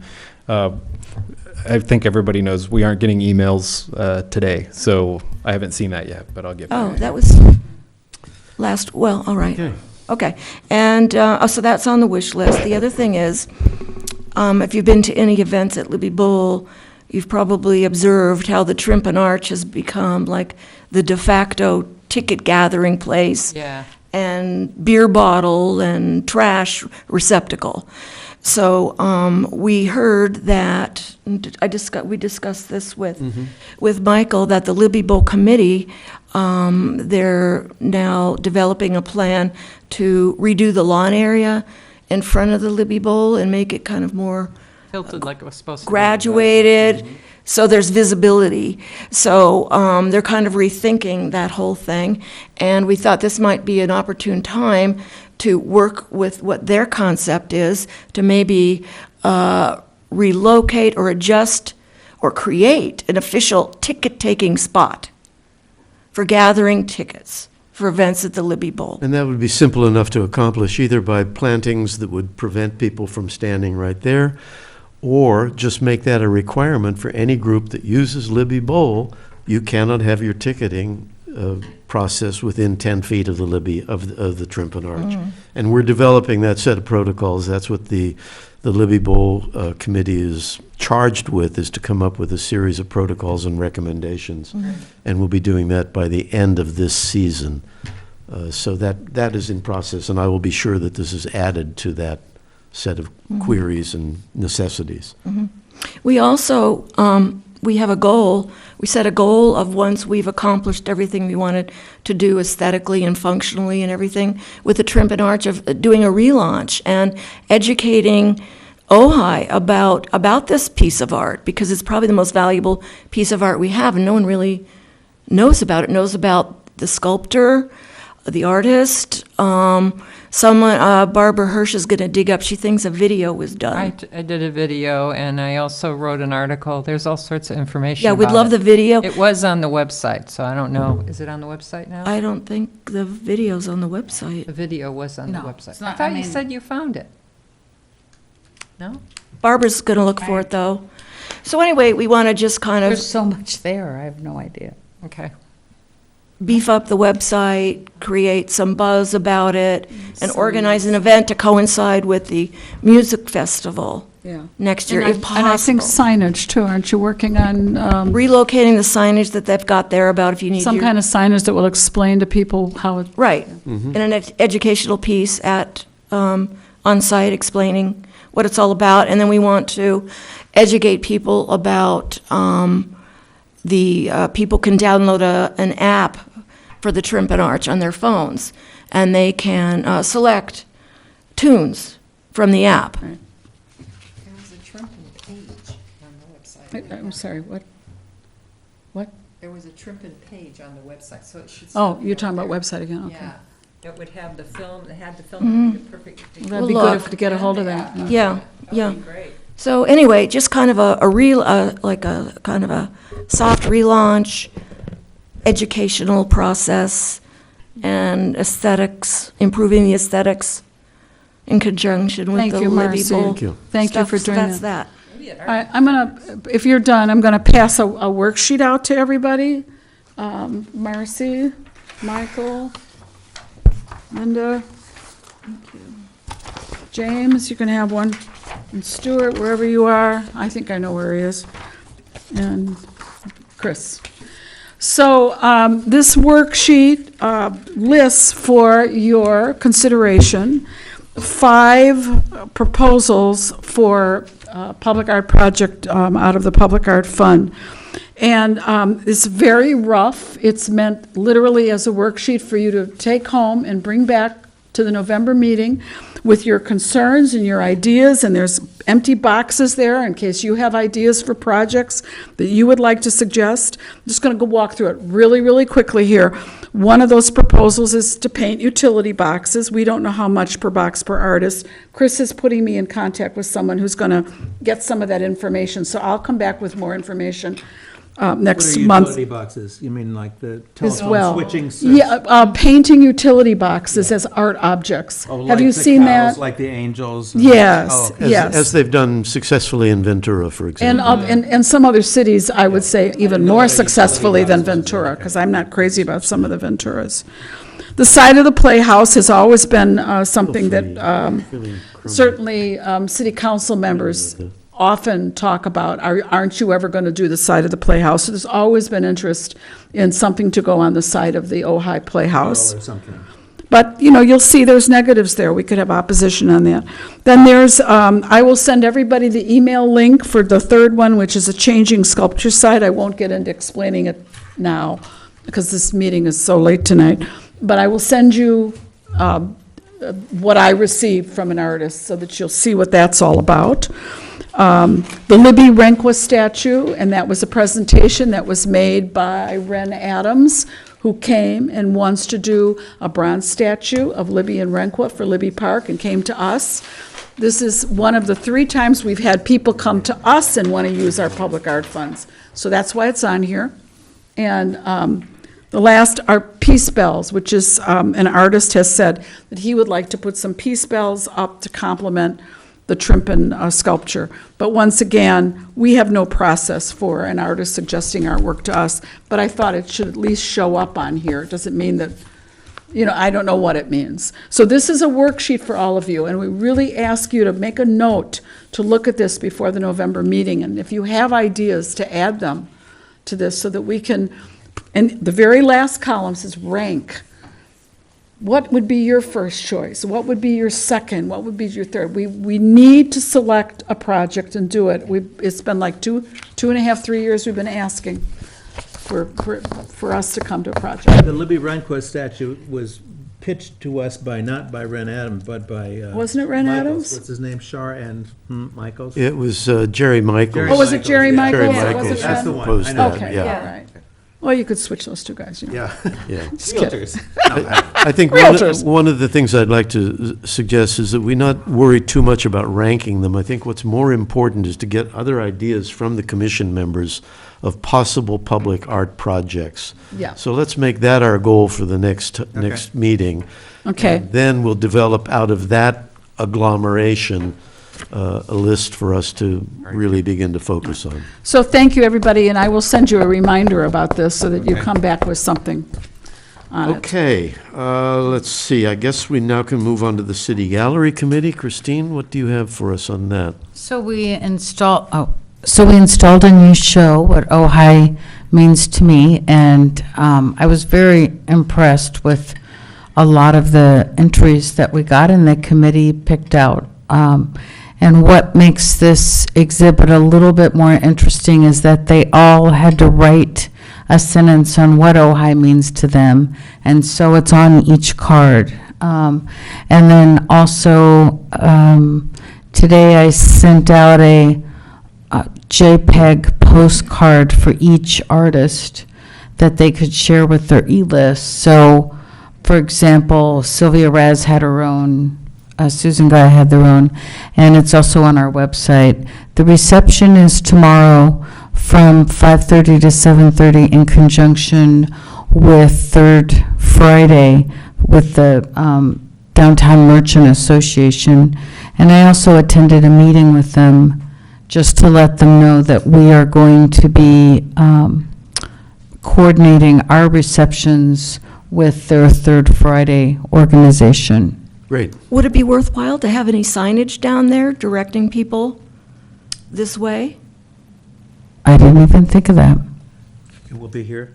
Yes, it will be here from I could walk 5:30 around to with a 7. sandwich board, you know. The museum has signage directing them here, Yes. so we Yeah, do the have mu- They signage. do. And the museum's open. Yeah, the museum has several Okay. pieces in the Art Commission okay. Gallery Nook, and there is signage there. So we'll get some cross-traffic, I think, as a result of that. Also, people who show up here, and I presume many of the artists will be here, Yes, we can then point those people towards the museum. So yes. I think Really we're, get people here if you had shrimp. yeah, Really good. that would do it, huh? Okay, anything else, Christine? So we will be starting to work on the schedule for next year. The committee, as soon as, there's a few, the City Gallery has historically allowed Ojai Studio Artists mentorship show, the student scholarship show to be here. So as soon as they nail down their dates, then we will, I'd like to get the next year's schedule nailed down in the next few weeks. Oh, yeah. Yeah. Okay. And we can move on to arts education. Bobby isn't here, but the good news there is that, as you know, Bobby has reported that the work on the architecture book has really gone forward wonderfully. We know have the money, so we can, I think, really hope that there's a possibility that it could be available for sale as a part of the Christmas season. That is our goal. So we'll see. Very good. We'll see. Public relations, that's again you, Christine. Well, it's been kind of a quiet month. A press release did go out about the exhibit, and it was in the paper. It was actually a nice call out. It was just a very short release. And again, the information went on the website, which to me is part of public relations. It also is on Facebook, shared to people's walls. So if we do a rededication of the Trimkin Arch, we would love to have about 4 weeks' notice so that we can get some good publicity for that. Yeah, definitely. Good idea. Yeah. Good. Andra Belknap from the OVN kind of gave her a heads up about this. We were talking about something else. Anyway, so she would love to do an article about the arch when Good. we're closer. Yes, yes. And it's also good, a lot of times they do like a photo opportunity press release as well, where they know they can come out and take photos. So, yes, if you can give us about a month, that would be ideal. Great. Thank you. Okay, art acquisitions, Linda, anything? Obviously, I have no report, and I probably won't have any for a while. Okay. Piggy bank is empty. Given that. There's nothing happening on the awards committee at this juncture, nothing to report there. The next item is choosing those programs that we're going to review at our meeting next month. And when I say review, I really mean ideas for things we can do to improve the quality or the scope of the programs. So I'd like to suggest the following, that next month, we focus on the Artist Mentor Program, the City Gallery, arts education, because it's time for us to start thinking about what our next book project is going to be, if that's the direction we want to go in, and public relations. That maybe isn't fair because that puts Christine Byrne in charge of two of those. So let's not do public relations next month, but let's do awards. Let's do that instead, okay? So those will be on our agenda next month for just 5 or 10 minutes discussion of each one. So come with ideas. That's the important thing. So then I could send a report with Linda about Yes. City Gallery? Yes, absolutely, yeah. Okay. The agenda, there's the November meeting of the committee will be of the commission will be at 7, and we'll be having a joint meeting with the city council at 6.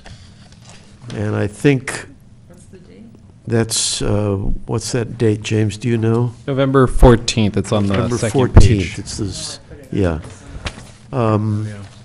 So if any of you have items you would like us to discuss, please send them to me, and Linda and I will put together an agenda for that So meeting. you and Linda are the people who appear with the council? The entire council, the entire commission really should be at that meeting with the council. At 6. And it's at 6, and we will develop an agenda, and we'll ask certain members of the commission to be responsible for each of the agenda items. Oh. Okay. Which November date is it? 14th. November 14th. 14th. 6. So is that instead of our 16th meeting or in addition? It's in addition. Okay, good. Yeah, No, I Yeah. can come to that one. yeah. It's in addition to. There's, the only thing we have left is the staff liaison report. James, if you would, please. Okay. Have we prepared the agenda that way in the past via email? My initial thought, it raises some Brown Act concerns unless we just are all compiling items and bringing them.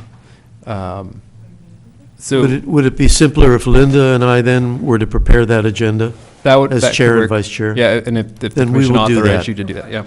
For the joint meeting with the council, okay? Yeah. So Linda and I will prepare that agenda. Okay, yes. And then for staff liaison report? Yes, please. Okay. So I'll actually keep this very brief as well.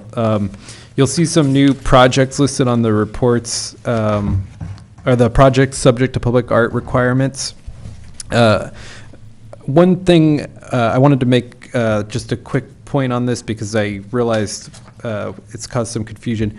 I'm pushing the community development department to give us these projects very early, which is, I think, good, but I think it's also, because it's new, I realized that I think when some of these projects popped up, it caused some concern, like, where did this come from? So I just wanted to note that, like, we're getting them very early, and some of them, obviously, like in the past, won't be subject to they won't meet the $300,000 minimum.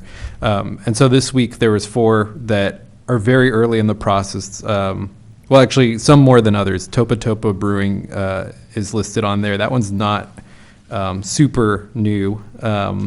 The Boku Superfood, same thing, but I think the 204 Bald Street and the bowling alley are both very early on. Bowling alley is barely in concept review at this point. So in the past, those wouldn't have shown up yet. But Okay. and then the inn, we're working with the Public Art Committee to get some detail on that, and then that'll be coming back to the Arts Commission. And other than that, there's not any new statuses on those. I don't know if there's any questions.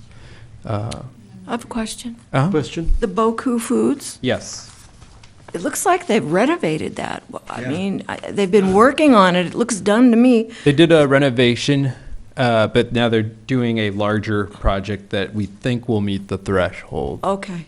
Yeah. I don't know all the details yet. But I asked the same question. I said, hey, they've already Yeah. it was Janelle Interiors before, I think. Yeah. Yeah, the Ford dealership. They're going back with more stuff and it might qualify now? Yeah. Okay. Yeah. Interesting. So I haven't gotten all the details yet, but I asked the same question because they just did a kind of a facelift, but I guess that wasn't very Okay, so they wouldn't claw back to the cost of that because it wasn't required to be permitted? I'm gonna find out. I don't know what this new project entails. Right. If they're building another building or something, Right. it might be separate. Interesting concept. Now, if they break it into different projects. Yeah. Then they're not gonna need it. Right. How do you work that? I don't think they've done much more than exterior painting Paint and cleanup so far. yeah, I was gonna say, I so think don't think that the would- first phase was very minor. Yeah, it's, The yeah, same developer. Yeah. It's going to all be one project, even if it's different Yeah. components. I think they might be adding some square footage or something, and that's why it's on the list. And then And then we have our public art. we have the Public Art Fund update. The only change, and, you know, we don't know what'll happen. I know we're talking about next steps and everything, but the only change this month was I've added the museum gates as a debit pending the $8,000. And so that's the only change reflected on the report this month. You'll see that the remaining balance expected on the Public Art Fund would be $38,775. okay, thank you, James. Thank you. And the other thing that's listed under staff liaison report in your agenda is the 5-year action plan, and that will be halfway through that action plan as of January 1. So at our January or February meeting, we'll review the action plan, see where we are, and whether we want to make any revisions and et cetera. So we'll go through that process then. So, Michael, are you Yes. saying that when we do this committee goals and functions, that we're creating the action plan? No, this is much more short-term than that. Halfway through it, I'm lost then. You may remember that a couple of years ago, I think it was in 2014, Yeah, we met outside. we developed a 5-year plan, right? And that had broad goals and was not very detailed. It was just broad goals, and that's all it was supposed to be.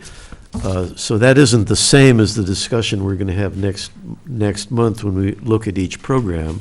What we'll be looking at is what are we doing now, and are there any changes we want to make in what we're doing? And in education, for example, if we are indeed publishing the book, what do we want to do next? You know, let's talk about that or initiate that discussion. So when you said that, when you said that we'll be halfway done with the 5-year plan in January, that's where I got lost. Did I misunderstand what you said? Halfway into it, that's all. Halfway into it? Yeah. How will we have come up with a new 5-year plan? We won't. We'll just take a look at where we are vis-à-vis that 5-year plan. We'll look at the old one. We'll and look at the one We're going to and do that see at a where we- meeting. We're not going to do that separately outside. We'll do that at a meeting, Okay, probably. I just want to yeah. know what's coming, all right. Okay, commissioner comments? Can I I'm add sorry. one more thing? It's actually at the request of the Ojai Library here. They called me on Tuesday, and I'll keep it very brief.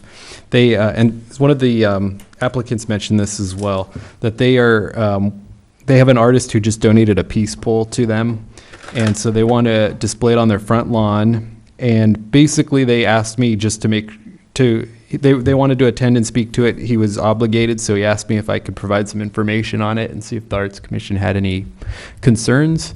But it's and I'll pass these around. These have a couple pictures of the peace pole, but it's a peace pole in the library.